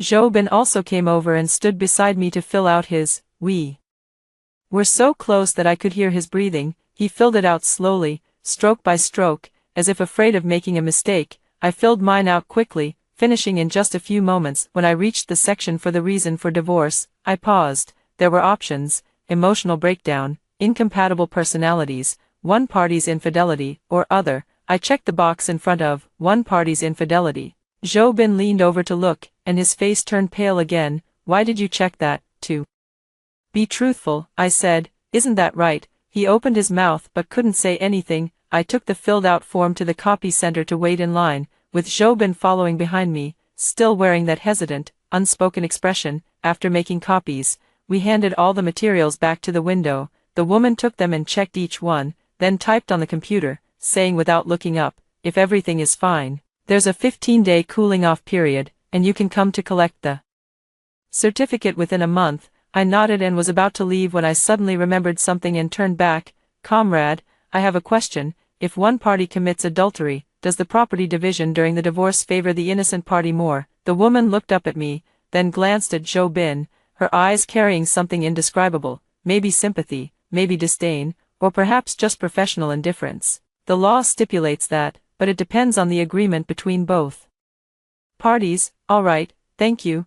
I turned and walked out. Zhou Bin caught up and whispered, "Why did you ask that? Didn't we already agree on everything?" "Just asking casually," I replied without looking back. As we walked out of the hall, Lin Jing immediately approached, her expression even more concerned than before. "Sis, is it done? How did it go?" "Smoothly." I looked at her face, the face I once found familiar and trusted like a real sister, and suddenly felt a bit nauseated, not hatred, but disgust. It was like seeing a dish that looked delicious but biting into it only to find half a worm inside. "It went smoothly," I said. 15-day cooling-off period, then we come to collect the certificate." She nodded, then put on that troubled expression again. "Sis, will you still stay at home during these 15 days? should Joe Bin and I move out and leave the house to you? No need, I interrupted, he just needs to move out. I've already packed his things, he can take them today.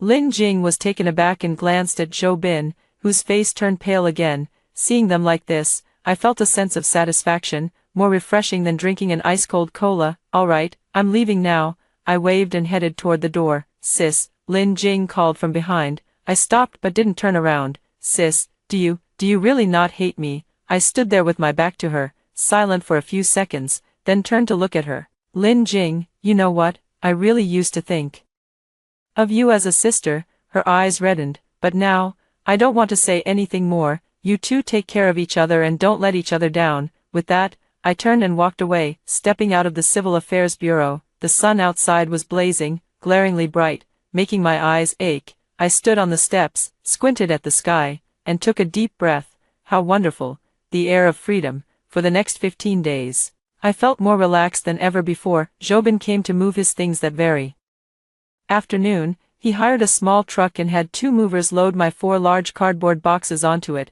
Lin Jing came along too, but she stayed downstairs and didn't come up, probably to avoid awkwardness. After the last box was moved, she stood at the door and looked at me. I'll be going then. I leaned back on the sofa, remote control in hand, without turning my head. She stood there for a moment longer and added, the 720,000 yuan, on the day we get the certificate, you'll get every cent. He nodded, turned, and left. The moment the door closed, I pressed the remote and turned up the TV volume. A variety show was playing, with a group of people laughing and joking. I chuckled along a couple of times, but then my laughter faded. I stood up and walked to the window, watching the small truck downstairs drive away and disappear through the neighborhood gate. Gone, completely gone. From today onward, this apartment is mine alone. Wait, there's also that 2 billion yuan lottery ticket. The next day, I went to the provincial capital to claim the prize. I had looked it up online. The city lottery stations only handle small prizes. For a 2 billion yuan jackpot, you have to go to the Provincial Welfare Lottery Center. I took a 2-hour high-speed train to the provincial capital, found a place to eat at noon, then took a taxi to the Welfare Lottery Center. The center was located in a large building, with a sign hanging at the entrance, looking very official. When I went in, the young woman at the front desk asked what business I had. I said, to claim a prize. She asked how much, and I said, 2 billion. She paused for a moment, then picked up the phone and made a call. A few minutes later, a middle-aged man in a suit came down and introduced himself as the director of the prize redemption office, surnamed Wang. He invited me to his office upstairs, poured me a cup of tea, and began verifying my lottery ticket and ID card. The verification process was slow. He spent a long time checking on the computer and made several phone calls. Finally, he looked up at me and said, Madam, congratulations, your ticket is indeed the first prize for this draw, with 50 times the multiplier, for a total prize of 2 billion, 42 million. I nodded, appearing calm on the surface, but inside, my emotions were already in turmoil. 2 billion, it really was 2 billion. According to regulations, we need to conduct a brief interview with you, and then you can choose whether to claim the prize publicly. Director Wang said, if you choose not to, we can provide you with a mask or a hood to protect your privacy. Not publicly, I replied without hesitation. He nodded, took out a notebook, and began asking routine questions. How did you choose the numbers? Why did you buy 50 times? What are your plans after winning? I answered each one, sticking to the prepared responses. Random selection, bought on a whim, planning to buy a house. After the interview, he took me to complete the formalities. I signed a pile of documents, stamped a bunch of fingerprints, and finally received a bank card. The after-tax amount of 163 billion had already been deposited into the account. 163 billion, holding that card felt like holding a dream. By the time I left the lottery center, it was almost dark. Standing at the entrance, watching the crowds come and go, I suddenly felt a bit dazed. In my previous life, I was already dead at this time. In this life, I was standing on the streets of the provincial capital with 163 billion, alive and well. I found a hotel to stay in, spent the next day wandering around the provincial capital, bought myself a few nice outfits, a new phone, and a small suitcase to carry my things. In the past, I always had to check the prices before buying anything. Now, I didn't have to. I could buy whatever I wanted. On the third day, I returned home. When I walked in, The house was exactly as I had left it. I sat on the sofa for a while, then started thinking about serious matters. How to spend 163 billion yuan was a problem. First, I needed to buy a house. Although this one was livable, I no longer wanted to stay. Everywhere was filled with traces of Zhou Bin, the cracks in the wall, the kitchen range hood, the curtains in the bedroom. Every corner reminded me of the past. I wanted a new place, completely new, one that belonged only to me. Then, I had to manage the 163 billion yuan. I couldn't just leave it all in the bank. I needed professionals to help handle it. Stocks, funds, trusts, diversified investments, steady and secure. Even just living off the interest would be more than enough for a lifetime. And then what? What after that? I've lived for over 30 years and never thought about this question before. My life used to be about going to work, coming home, cooking, cleaning, taking care of Zhou Bin, and occasionally going shopping or having a meal with Lin Jing, which was already a rare treat. Now that I have money and don't need to work, what should I do? I sat on the sofa, thinking for a long time but couldn't come up with an answer. Oh well, I'll figure it out slowly. After all, I have plenty of time. The 15 days passed quickly. On the day of getting the certificate, I woke up early, put on the new clothes I bought in the provincial capital,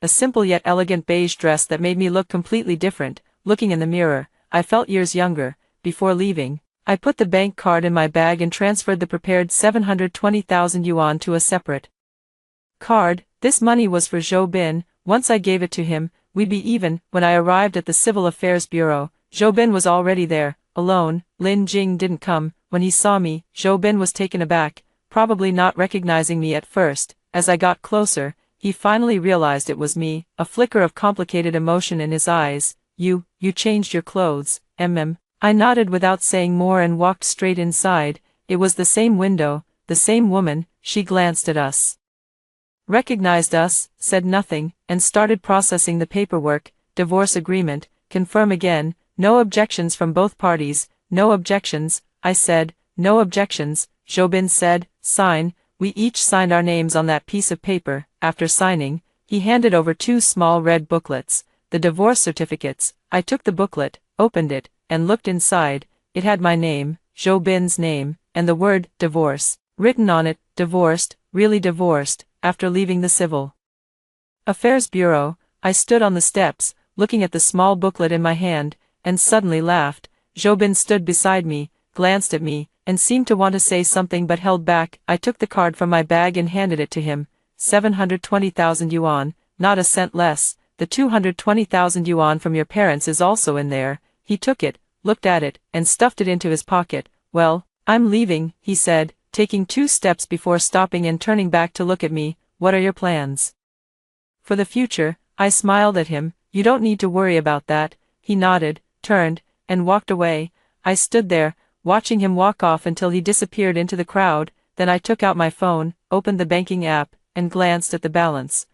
6 billion, 30 million, lying quietly inside. I smiled, put my phone away, and walked off in another direction. The days that followed were incredibly fulfilling. First, I bought an apartment in the best development in the city center, 180 square meters, fully furnished, ready to move in. When I was buying the place, the salesgirl was incredibly enthusiastic, calling me sister more affectionately than Lin Jing ever did. I swiped my card, signed the papers, and got the keys.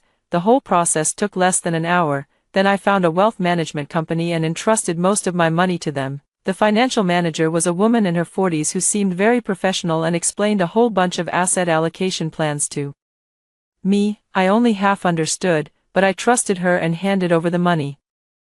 I kept a portion of the remaining funds in my card for daily expenses. On moving day, I hired a moving company to take everything I needed. Honestly, there wasn't much to bring. Most of the furniture and appliances were left for Zhou Bin. Since he wasn't going to live there anyway, the house was going to be sold, and having furniture would make it easier to sell. I only took my clothes, jewelry, some souvenirs, and the lottery ticket stub. Even though the money was already in my hands, I couldn't bear to throw away that stub. I tucked it away at the very bottom of a drawer as a keepsake. The new home was big, bright, and clean. After tidying everything up, I stood by the floor-to-ceiling window, looking out at the cityscape, and suddenly felt a sense of unreality. In my previous life, I was already dead by this time. In this life, I was standing in a 180 square meter apartment, looking out at the entire city, alive and well. Fate is truly unpredictable. Life goes on like this. Plain and ordinary, but quite comfortable nonetheless. I wake up naturally every morning, go out for breakfast, stroll around the mall, or stay home reading books and binge-watching shows. In the afternoons, I sometimes hit the gym, sometimes go for a beauty treatment, and sometimes do nothing at all, just lounging on the sofa daydreaming. Occasionally, I meet up with friends for dinner in the evenings, but not often. Most of my old friends were colleagues or connected to Rebirth, and after the divorce, we drifted apart. I'm not in a hurry, though. I'll make new friends slowly. My financial advisor calls me every now and then to report on investment returns. The stock market has its ups and downs, but overall, I'm making a profit. Every month, hundreds of thousands come in, more than I used to earn in a year from my old job. Sometimes, lying in bed, I think about my past life. It feels like a lifetime ago. No, it was a lifetime ago. This life, I'm living it pretty well, until one day, while scrolling through my phone, I came across a news article. The headline read, "Ex-husband marries ex-best friend, bride wears $1 million wedding dress, groom looks miserable." Below it was a picture of two people in wedding attire standing at the entrance of a hotel, greeting guests, Rebirth and Lin Jing. I stared at the photo for a long time and suddenly laughed. They got married so quickly. I zoomed in on the picture for a closer look. Lin Jing looked beautiful in her white wedding dress, beaming with joy as she held Rebirth's arm. Rebirth stood beside her in a suit and tie, also smiling, but his smile seemed forced, and his eyes looked distant, as if he was staring at something else. After a while, I put my phone down and continued sipping my coffee. What does it have to do with me? If they want to get married, let them. I've long since cut ties with them. But that night, lying in bed, I tossed and turned, unable to sleep. One thought kept circling in my mind. Do they know I won the lottery? Probably not. I claimed the prize anonymously, and the news didn't reveal any personal information. They probably still think I'm just an ordinary divorced woman, living quietly in this city with my $500,000 in savings. But what if they find out someday? What if they somehow learn about my lottery win? I remembered the expressions on their faces when they divided my $800,000 in savings in my past life, the smug look on Lin Jing's face as she held Rebirth's arm after my funeral, and the hypocrisy of Rebirth's crocodile tears as he hugged me. If they find out I won $2 billion, I closed my eyes and took a deep breath. Forget it, no point dwelling on it. I'll cross that bridge when I come to it. If they mind their own business and live their lives peacefully, I won't bother with them. But if they dare to provoke me, I won't mind letting them experience what it truly means to have everything taken away. Another half a month passed. That afternoon, I was curled up on the sofa watching a show when my phone suddenly rang. It was an unfamiliar number. I answered. Hello. There was silence on the other end for a few seconds, then a familiar voice came through. Sis, it's me, Lin Jing. I paused for a moment, then smiled. So it's finally happening. Sis, it's me. Lin Jing's voice came through the phone, still soft and sweet, exactly the same as before. I leaned back on the sofa, turned down the TV volume, and didn't say a word. She waited a few seconds, and when I remained silent, she spoke again. Sis, have you been doing okay lately? I laughed. The way she asked made it sound like we were still close. I'm fine, I said. What's up? She paused, her voice deliberately cheerful. Nothing major. It's just, Rebirth and I got married, and I wanted to invite you to the wedding banquet. Invite me to the wedding banquet? I almost laughed out loud. Was she out of her mind? Or just shameless enough to steal my husband and then invite me to celebrate? Did she really want to see me perform a blessing on the spot? Or was she just trying to show off in front of me? Lin Jing, I said, is that why you called? She fell silent on the other end, then changed her tone, dropping the pretense. Sis, I know you're angry, but Rebirth and I are truly in love. We had no other choice. I just wanted to tell you that no matter what you think, I've always seen you as my sister. I hope you can come. I want you to see me in my wedding dress. Fine.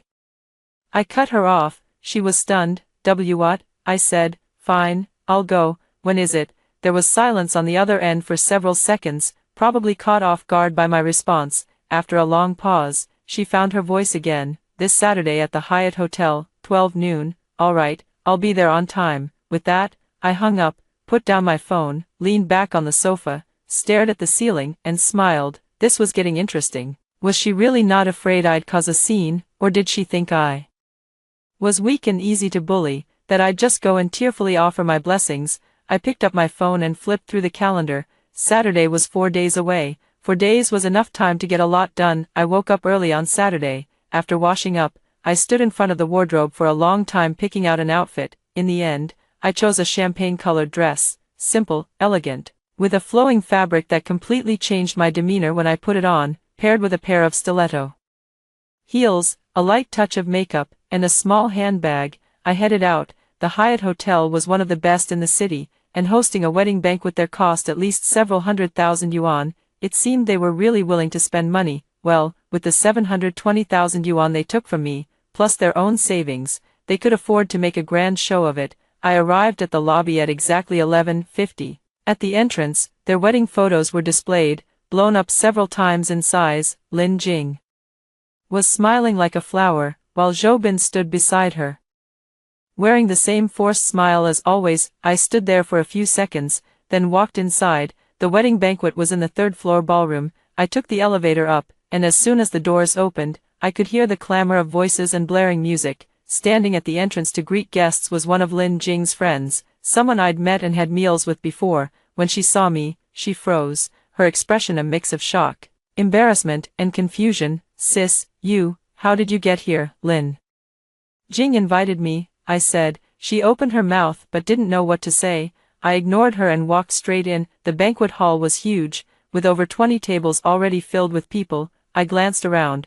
Most of them were unfamiliar, with a few vaguely recognizable faces, likely relatives or friends of Zhou Bin's. Their reactions upon seeing me were quite dramatic. Some widened their eyes, others whispered among themselves with heads lowered, and a few pretended not to notice me. I found a seat in the corner, unoccupied, which suited me just fine. Shortly after I sat down, the wedding ceremony began. Music started playing as Lin Jing, dressed in a white wedding gown, walked in arm with her father. The gown trailed behind her, with 2 children holding up the train. She wore a shy smile on her face, her eyes fixed on Zhou Bin, who stood on the stage. Zhou Bin, dressed in a suit with a bow tie, looked quite dapper. Sitting in the corner, watching this scene, I suddenly felt a sense of déjà vu. In my previous life, my wedding had been just like this. The same white gown, the same music, the same shy smile. Back then, I thought I had found the person to spend my life with, believed we would grow old together, and assumed my happiness would last forever. Instead, I was drowned in water by his mistress. After I died, the 2 of them slept in my bed with my money, and now they stood here receiving everyone's blessings. I picked up a glass of red wine from the table and took a sip. It was quite expensive. They really spared no expense. After the wedding ceremony concluded, the toasting began. Lin Jing changed into a red dress for the toasts and, arm in arm with Zhou Bin, made her way from table to table. When they reached mine, she saw me, and her smile froze for a second before quickly returning. She walked over and said, "Sis, you came. I thought you wouldn't make it." She held her wine glass, smiling like a blooming flower. I stood up and replied with a smile, "You invited me. How could I not come?" Zhou Bin stood beside her, his expression uneasy. He glanced at me, as if wanting to say something but holding back. Lin Jing, however, was poised and graceful as she raised her glass. "Sis, thank you for coming today. I know I wronged you in the past, and I'd like to offer this toast as an apology. Can we still be sisters from now on?" After she finished speaking, the surrounding tables fell silent, their attention fixed on us, looking at her face. The same face I once trusted and felt close to.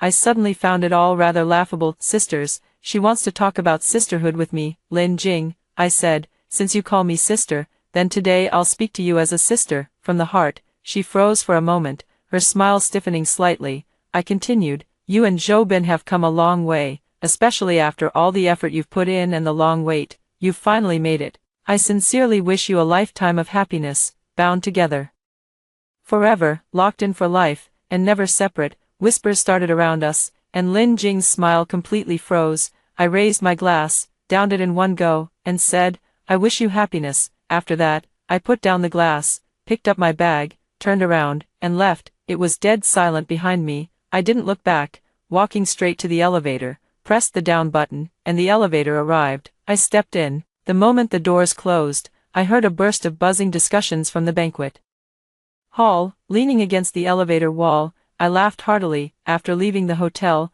I went straight home, changed clothes, removed my makeup, curled up on the sofa, and replayed the scene from start to finish. The more I thought about it, the funnier it seemed. Laughing, I eventually fell asleep. When I woke up, it was already dark, and there were several missed calls on my phone, all from unknown numbers. I ignored them, went to the kitchen to cook a bowl of noodles, ate, and then curled up.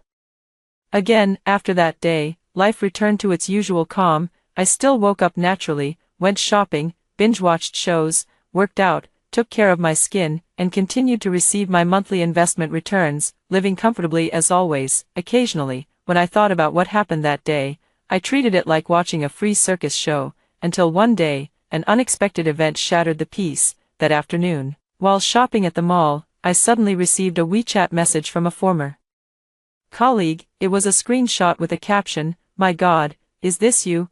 I clicked on the screenshot and froze. It was a news report with the headline, "Mysterious Jackpot Winner Revealed, Netizens Suspect It's the 2 billion yuan winner." The article included a photo of me leaving the lottery center. The image was a bit blurry, but my face was clearly recognizable, though not crystal clear. Anyone who knew me would recognize me at a glance. Below the photo, the caption read, "Netizens claim to have recently encountered the suspected jackpot winner at a shopping mall, with high similarity to surveillance footage from outside the lottery center." I scrolled down a bit, and the comments section was already blowing up. "This is the one who won 2 billion, and she's actually quite good looking. Is she single? Please introduce me. If I had 2 billion, I'd go shopping every day too. You can't judge a book by its cover." I stared at that photo for a long time, and my heart sank. It's over, I've been recognized. Even though the photo is blurry, people who know me will definitely recognize me. Colleagues, friends, relatives, and Zhou Bin and Lin Jing, they'll see it. I closed WeChat, took a few deep breaths where I stood, trying to calm down. It didn't matter if I was recognized. I hadn't broken any laws. The lottery ticket was bought legally, the prize was claimed legally, and the taxes were paid legally. What could anyone do to me? But what about Zhou Bin and Lin Jing? What would they do if they found out? I remembered their greedy faces when they split my 800,000 yuan in my past life. Now it was 2 billion, not 800,000. Could they resist the temptation? I clenched my phone tightly and hurried out of the mall. Back home, I locked all the doors and windows, sat on the sofa, and started thinking about a plan. Sure enough, the phone rang the next day. It was the same unfamiliar number, but this time I didn't answer. After a while, another call came in, and I still didn't pick up. Then people started adding me on WeChat with notes like Zhou Bin or Lin Jing, an old friend, but I didn't accept any of them. On the third day, they showed up at my door. That afternoon, I was reading at home when the doorbell suddenly rang. I looked through the peephole and froze. Zhou Bin and Lin Jing were standing at the door, both in casual clothes, their expressions growing more complicated by the second. I didn't open the door or make a sound. The doorbell rang again, followed by several more presses. "Open the door, we know you're inside." Zhou Bin's voice came through, but I still didn't move. "Sis, open the door, we need to talk to you." Lin Jing's voice was soft and gentle, just like it used to be. I leaned against the door, watching them through the peephole. Zhou Bin grew anxious and started knocking. "Open the door, let's talk." I stood there for a moment, then slowly opened the door. They both froze, probably not expecting me to actually open it. I leaned against the doorframe, arms crossed over my chest, looking at them. "What is it?" Zhou Bin opened his mouth but couldn't get a word out. Lin Jing, however, reacted quickly, immediately putting on a smile. "Sis, can we come in and talk? It's not convenient out here." "If it's not convenient, then talk here." Lin Jing's smile stiffened for a moment but quickly returned. "Sis, we saw the news. The lottery winner is you, right?" I didn't say anything. Zhou Bin took a step forward, staring at me with a complicated look in his eyes. "Did you really win 2 billion? I still didn't speak. Lin Jing chimed in from the side. "Sis, don't misunderstand. We don't mean anything by it. We just wanted to confirm. After all, we've known each other for so many years. You won such a huge prize, and we're happy for you." I finally spoke up. "You're happy for me?" Lin Jing's smile stiffened again. I looked at the two of them and suddenly laughed. "Fine, I admit it. I'm the one who won the 2 billion." And then, Zhou Bin's eyes lit up, a look I knew all too well. In my past life, when he saw the balance in my bank account, he had the same expression, greedy, calculating, and restless, he took another step forward. So, where are you living now?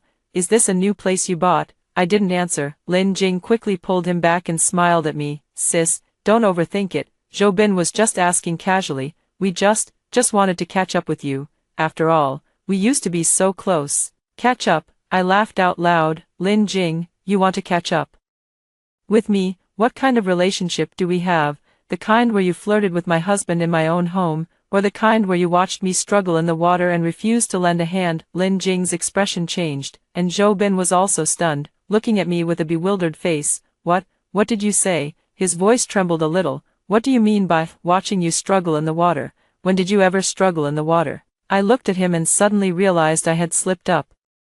The events of my past life hadn't happened yet in this one. I smiled and didn't explain. It's nothing, I had a dream. Zhou Bin stared at me, his eyes as complicated as a pot of messy stew. He opened his mouth, wanting to say something but swallowed it back. Lin Jing let out a dry laugh beside him. Sis, you really know how to joke.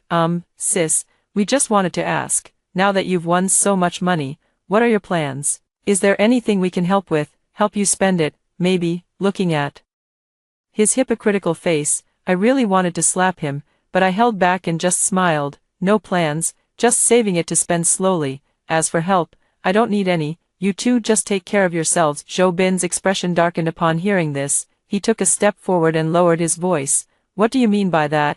We came here with good intentions to see you, and you're giving us this attitude. Who are you trying to impress? I looked at him, my eyes turning cold. Zhou Bin, be honest with yourself. Did you come here with good intentions to see me, or did you hear I won 2 billion and wanted to see if you could get a share? His face flushed red. Lin Jing quickly tried to smooth things over. Sis, you've misunderstood. We really didn't mean it that way, whether you meant it or not. You two know it in your hearts. I took a step back and placed my hand on the doorknob. All right, I've said what I needed to say. You can leave now. Zhou Bin grew anxious and reached out to stop me. Wait. Before he could touch me, I slammed the door shut with a bang, leaving them outside. I leaned against the door, listening to Zhou Bin pounding on it from outside and Lin Jing trying to calm him down. After a while, the knocking stopped, followed by footsteps gradually fading away.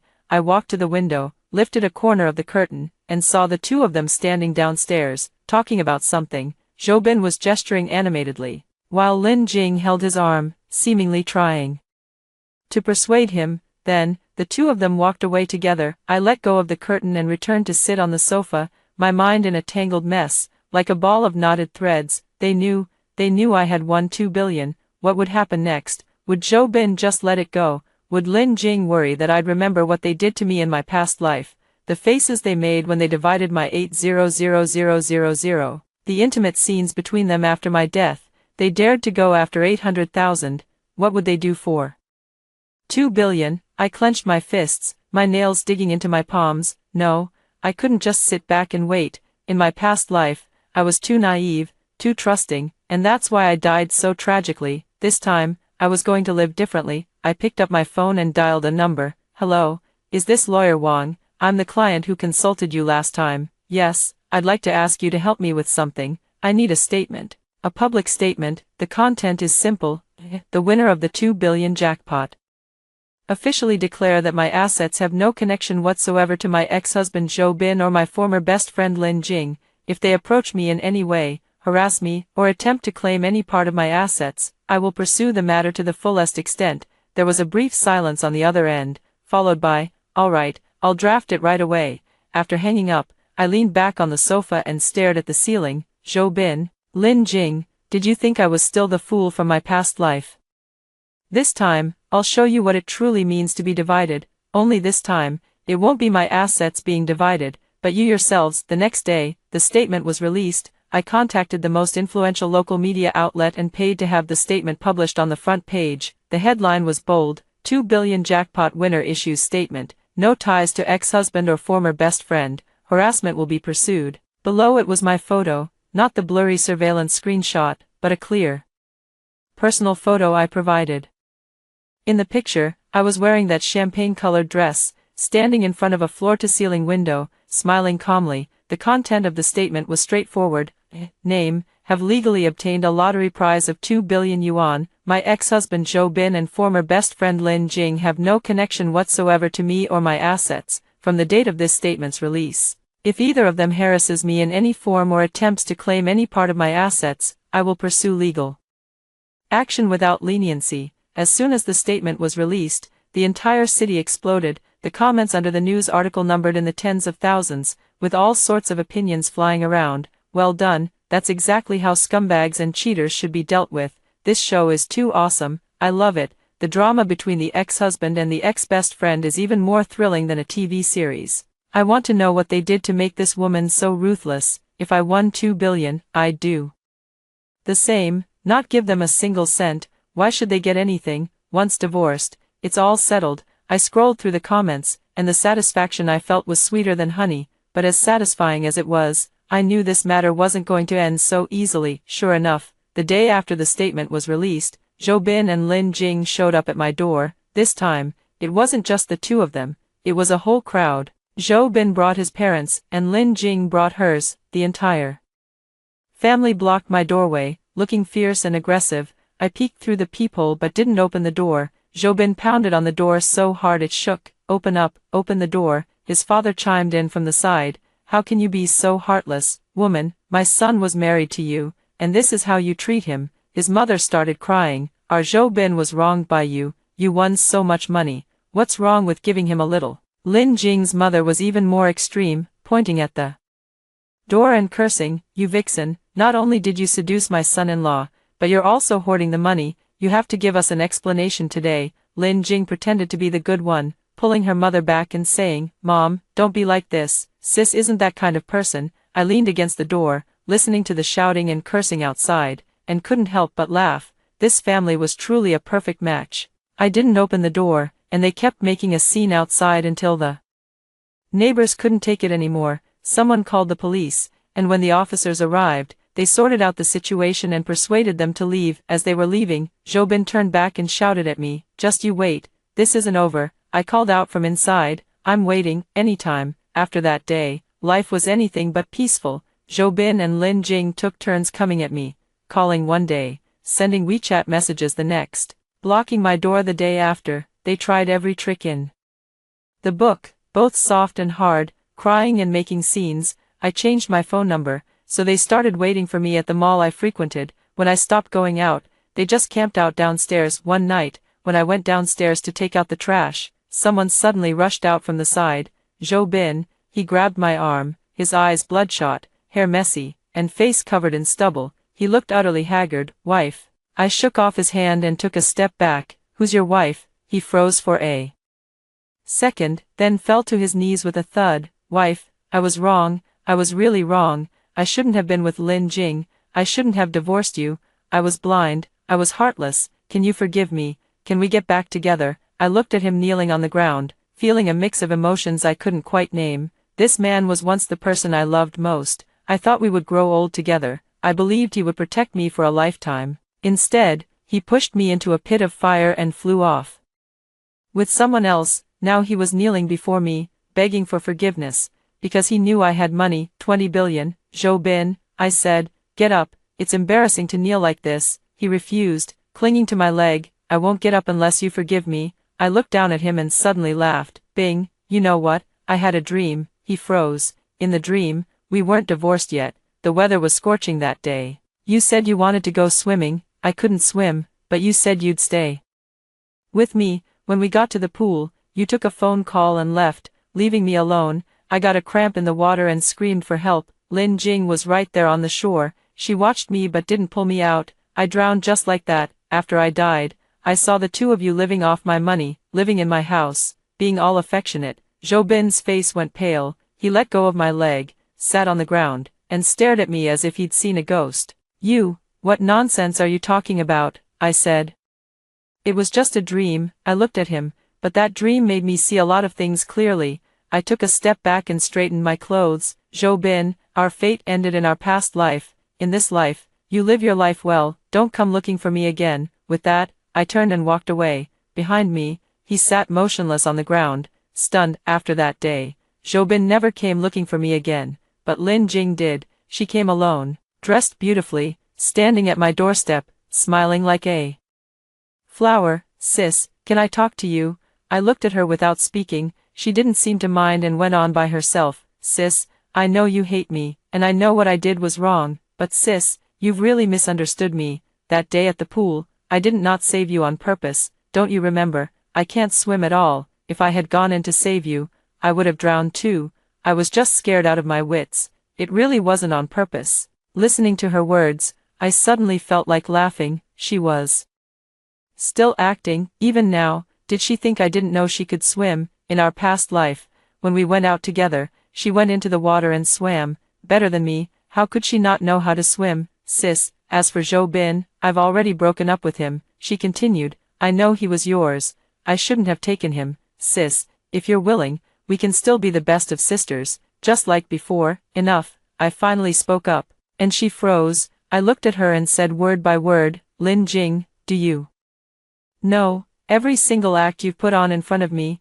I've seen through it all. In the past, I saw through it but didn't say anything because I was foolish. Now, I don't want to watch anymore because you don't deserve it. Her smile stiffened. Leave, I said, don't come back again. If you do, I'll call the police. He stood there for a while, then turned and left. I watched his back disappear into the elevator and closed the door. That night, I lay in bed unable to sleep, my mind replaying scenes from my past life, the swimming pool water, the cramping leg, Lin Jing's cold gaze, and everything I saw after I died. They thought I didn't know, they thought I would never know, but I know, I remember everything, what they owed me in my past life, they'll repay in this one. I picked up my phone and scrolled to a number, Zhou Bin's. I sent him a text, tomorrow at 3 p.m., the usual cafe, let's talk one last time. After sending it, I put my phone down and closed my eyes. Tomorrow, it's time to cut ties and end this. The usual cafe was in the west of the city, a place Zhou Bin and I used to frequent. Back then, we were young and had just started dating. On weekends, we'd come here, order 2 coffees and a tiramisu, and chat all afternoon. He'd tell me about the troubles at work, and I'd share gossip about my girlfriends. We'd laugh until we couldn't sit straight. After we got married, we came less often. Even when we did, we'd each be on our phones, talking less and less. Later, he got involved with Lin Jing, choosing this place to meet. I'm not sure what I was thinking. Maybe I wanted to put an end to this ill-fated relationship where it began. At 2:50 p.m., I arrived at the cafe. It was the same spot, a window booth where you could watch the bustling traffic on the street. I ordered an Americano, no sugar, no milk. I used to dislike it, finding it bitter, but now I've grown accustomed to it and even find it fragrant. At exactly 3 o'clock, Zhou Bin arrived. When he pushed the door open and walked in, I almost didn't recognize him. It hadn't been that long since I last saw him, but he looked like he had aged 10 years. His hair was a mess, his beard was unshaven, his eye bags hung almost down to the corners of his mouth, and his clothes were wrinkled as if he hadn't changed them in days. Gone was the polished, respectable appearance he used to have. He walked over to the booth and stood there, looking at me as I sat. I told him to sit down. The waiter came over and asked what he wanted to drink, but he waved his hand and declined. I picked up my coffee, took a sip, and said nothing. After holding back for a while, he finally spoke first. What did you want to see me about? I put down my cup and looked at him. Zhou Bin, I want to ask you a question, and I want you to answer honestly. He froze for a moment, then nodded. How did you and Lin Jing start? His face stiffened, and he lowered his head without saying a word. I want to know. I said, from beginning to end, I want to know. He was silent for a long time before finally speaking, his voice muffled. 2 years ago, she came over to our place for dinner. You were working overtime that day, so it was just the 2 of us. She drank too much, and I took her home. Then we slept together. He nodded, not daring to look at me. I picked up my coffee and took another sip, unsure of what I was feeling inside. 2 years ago, I was still foolishly treating her like a little sister, introducing her to potential partners, helping her find a job, bragging to everyone about what a great friend I had, and all along, she had already climbed into my husband's bed. Later, it just kept happening, he said, his head still lowered. She would often come over to our place, saying she was there to see you, but really, she wanted to see me. We took advantage of the times when you weren't around. I cut him off. I don't want to hear the details. It makes me sick. He looked up at me, his eyes red. I know I've wronged you. But I just couldn't help it, he was good to me, he understood me, he understood you. I laughed. What did he understand about you? How to scheme, how to divide up my money? Zhou Bin's face turned pale. Don't talk about him like that, how I talk about him is my business. I looked at him. Zhou Bin, I didn't call you here today to listen to your confession, I want to tell you something. He stared at me blankly. I took a piece of paper from my bag and pushed it toward him. It was a printed statement that read, I, Zhou Bin, admit to having an affair with Lin Jing during my marriage and voluntarily waive all rights to claim any property. I have no relationship whatsoever with so-and-so. Below that was a handwritten line, I am aware of so-and-so's lottery winnings and confirm that I have no right to any portion of the prize money. Sign it, I said. Zhou Bin looked at the paper, his face flushing red. What gives you the right? Because you owe me. I looked at him and spoke. Word by word, Zhou Bin, you were with Lin Jing for 2 years and hid it from me for 2 years. During those 2 years, I served you meals, took care of your clothes, washed and cooked for you, treating you like a husband and family, and you were out there being affectionate with another woman, and when you came back, you still expected me to serve you. Does your conscience not bother you? He said nothing, and when we divorced, I gave you 720,000 yuan, that was what you deserved, and I gave it to you. Now I have money, it's from my own lottery win. What does that have to do with you? Why are you making a scene? He still didn't speak. Sign it, I said. Once you sign, we're even. From then on, you go your way, and I'll go mine. We'll stay out of each other's business. Zhou Bin stared at the paper for a long time, then looked up at me. I have one condition. I raised an eyebrow. Let me see you one more time. I've said what I wanted to say, today. I've seen you, and I've said it. There's nothing else. He was taken aback for a moment, then picked up the pen and signed the paper. After signing, he pushed the paper back, stood up, and turned to leave. When he reached the door, he stopped and looked back at me. Was that dream real? I didn't answer. He waited a few seconds, but when no answer came, he pushed the door open and left. I sat there, watching his figure disappear into the crowd. Sunlight streamed in through the window, falling on the table and the signed paper. I stared at it for a while, then folded the paper, put it in my bag, and picked up my coffee. The last sip was a bit cold, but it was still okay. After finishing it, I stood up, paid the bill, and walked out of the cafe. Outside, the sun was bright, the sky was blue, and the wind felt warm against my face. Standing at the intersection, I took a deep breath. Zhou Bin was settled. Now, there was still Lin Jing left to deal with. I didn't take the initiative to look for Lin Jing. I knew she would come to me. Sure enough, 3 days later, she arrived. That night, I had just finished showering and was drying my hair on the sofa when the doorbell rang. I looked through the peephole and saw her standing at the door, wearing that little white dress, her hair down, with that familiar pitiful expression on her face. I opened the door, and as soon as she saw me, her eyes immediately welled up with tears. Sis. I leaned against the doorframe and looked at her. What is it? She bit her lip, tears swirling in her eyes. Sis. Can I come in and talk? Just say it here. She was taken aback for a moment, and then the tears started to fall. Sis, I know I was wrong. I really know I was wrong. I shouldn't have been with Zhou Bin. I shouldn't have betrayed you. I'm a jerk. I'm not human. I watched her cry without saying a word. After crying for a while, seeing that I remained unmoved, she wiped her tears and continued. Sis, Zhou Bin and I have already broken up. Really, I'm not lying to you. After you two met that day, he went back and had a big fight with me, then moved out. Now I'm all alone. I have nothing. She paused. So what do you want to say? I asked. You want to say you're miserable, you're pitiful, you want me to feel sorry for you. Her tears fell again. Sis, that's not what I meant. I just wanted to tell you that I regret it. I regret it every day, regretting that I shouldn't have done those things back then. Sis, if you're willing, can we go back to how we used to be? I promise I'll treat you well from now on, like my own sister. Lin Jing. I interrupted her. She stopped and looked at me.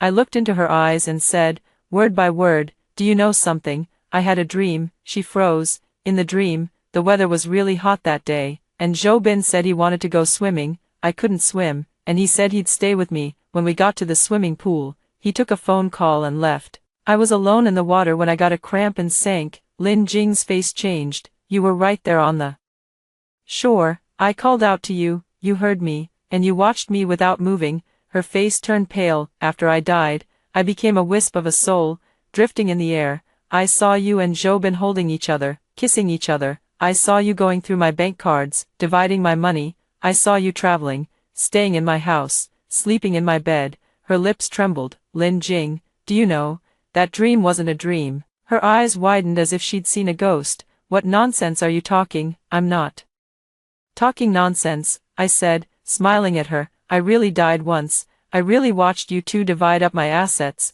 I really watched you fake cry at my funeral, then go back and get intimate. Really, all of it is true. Lin Jing took a step back, bumping into the wall. Are you human or a ghost? What do you think? I took a step forward. She let out a terrified scream, turned, and ran, frantically pressing the elevator button at the elevator lobby. When the elevator didn't come, she ran toward the stairs. The sound of her high heels clacking down the hallway was utterly pathetic. I stood at the doorway, watching her disappear into the stairwell, and smiled. Scared like that? Good. From that day on, Lin Jing never came again, but I had no intention of letting her off that easily. Some battles can't be avoided just by hiding. Over the next week, I did one thing. I hired someone to investigate Lin Jing, her past, her job, her circle of friends, all her shady dealings, and they dug up quite a lot. Turns out she had done this kind of thing before back in her hometown, seducing other people's boyfriends, breaking up several couples. She only came to our city when she couldn't get by anymore. Turns out she wasn't clean at the company either. She was having an affair with her boss, using it to get promotions and raises. Turns out while she was with Zhou Bin, she was also flirting with other men. The chat records in her WeChat were so cringy I could hardly bear to look. Turns out she never loved Zhou Bin at all. She was just after his conditions: a house, a car, a stable job, and he seemed easy to fool. She wanted to use him to put down roots in this city, holding these materials. I smiled. This was enough. I packaged all this information and sent it to Zhou Bin, adding one sentence: take a look at what kind of woman you love. After sending it, I put down my phone and waited for the show to begin. 3 days later, Zhou Bin came to see me. He stood at my doorstep, looking even more haggard than the last time, his eyes red as if he hadn't slept in days. Those things are real. I didn't say anything, just looked at him. He clenched his fists, then loosened them, then clenched them again. I'm such a fucking idiot. He crouched down, buried his head in his hands, and started crying. A man in his 30s, crouching at my doorstep, crying like a child. As I watched him, I couldn't quite describe what I was feeling. There was a bit of sympathy, a bit of pity, but more than anything, it was a complicated mix of emotions. This was a man I had once loved, once hated. Now, seeing him like this, all I felt was exhaustion. When he finally finished crying, I spoke up. Zhou Bin, get up. He stood, wiped his tears, and looked at me. I'm sorry, he said. I nodded. I know I shouldn't have treated you that way back then. I know I regret it. I know, I said. He paused, looking at me. Then, can you forgive me? I thought for a moment and said, Zhou Bin, whether I forgive you or not doesn't matter anymore. Our fate was already over in our past life. In this life, if you can live well, that's the greatest respect you can show me. He stood there in silence for a long time, then nodded, turned around, and left. This time, he didn't look back. After Zhou Bin left, things quieted down on Lin Jing's end too. I heard she couldn't stay at the company anymore. Somehow those chat records got leaked, and her colleagues started looking at her differently. Her supervisor called her in for a talk and asked her to resign voluntarily. I heard she went to Zhou Bin to try and reconcile, but he ignored her. She camped out at his building for several days before security finally chased her away. I heard she went back to her hometown. On the day she left, someone recognized her at the train station, pointing and whispering. She kept her head down, hurried into the station, and never showed up again. I heard all of this secondhand. I didn't go to see for myself, and I didn't ask about how they were doing. It had nothing to do with me anymore. Life went on like this. Spring passed, and summer arrived. One evening, I stood on the balcony of my new home, watching the sunset on the horizon, and suddenly remembered my past life. The despair in the swimming pool that day, Lin Jing's cold eyes, everything I saw after I died, those things felt like they happened a long time ago. So long it felt like a past life. Well, it was a past life. Now, I'm living. Well, I have more money than I could ever spend. I live in the house I love most. I can go wherever I want, do whatever I want. I don't have to put up with anyone's attitude. I don't have to serve anyone, and I don't have to swallow my pride for a meager salary. this is what life should be like. My phone rang. It was my financial manager. Hello, this month's earnings have been deposited, 870,000 in total. Please check. Okay, thank you. After hanging up, I looked at the deposit notification on my phone and smiled. 870000 in my past life. I worked myself to the bone and couldn't earn that much in a year. Now, it comes in a month. I turned and went inside, pouring myself a glass of red wine. Back on the balcony, the evening glow slowly faded, and the first star lit up on the horizon. I leaned against the railing, took a sip of wine, and my phone rang again. This time, it was a WeChat message from an unfamiliar number. I opened it to find a photo. In the picture, two people were standing at the entrance of a small city's train station. The woman was dressed plainly, her hair tied up casually, and her face looked weary. The man standing beside her also appeared haggard. How did Zhou Bin and Lin Jing end up together again? I zoomed in on the photo and took a closer look. They weren't being affectionate. They were arguing. Lin Jing was pointing at Zhou Bin's nose, while Zhou Bin had his head turned away, ignoring her. A few onlookers were nearby. I stared at the photo for a while, then smiled, deleted it, and blocked the number. Then I raised my glass and toasted to the first star on the horizon, to my past life, to this life, and to myself. The wine slid down my throat, carrying a slight bitterness and a faint sweetness. I set down my glass and watched as the night slowly descended. The city lights flickered on one by one, neon signs glimmered in the distance, and the flow of traffic never ceased. This world was still so lively, so vibrant. And I was living well in this world too. From now on, no one could hold me underwater. No one could take my money. No one could deceive me, betray me, or hurt me, because that foolish woman had died in my past life. The me now had crawled out of the ashes, unafraid of pain, unafraid of darkness, unafraid of anyone. I turned and went back inside, turned on the TV, and randomly selected a variety show. Then I curled up on the sofa, hugging a cushion, watching a group of people on the screen laughing and joking. As I watched, tears began to fall, but this time, they weren't tears of sadness, they were tears of joy, the kind of joy that comes from surviving a disaster and finally understanding life. On the TV, the host was asking a guest, if you could go back to the past, what would you say to your younger self? The guest thought for a moment and said, don't be afraid, you'll be just fine. I wiped away my tears and smiled. Yes, don't be afraid, you'll be just fine. After the show ended, I went to wash up, changed into my pajamas, and lay down in bed. On the nightstand, under the glass cover, was that lottery ticket stub. I reached out and touched it, cool, smooth, like a thin little talisman. I turned off the light and closed my eyes. Tomorrow would be a new day.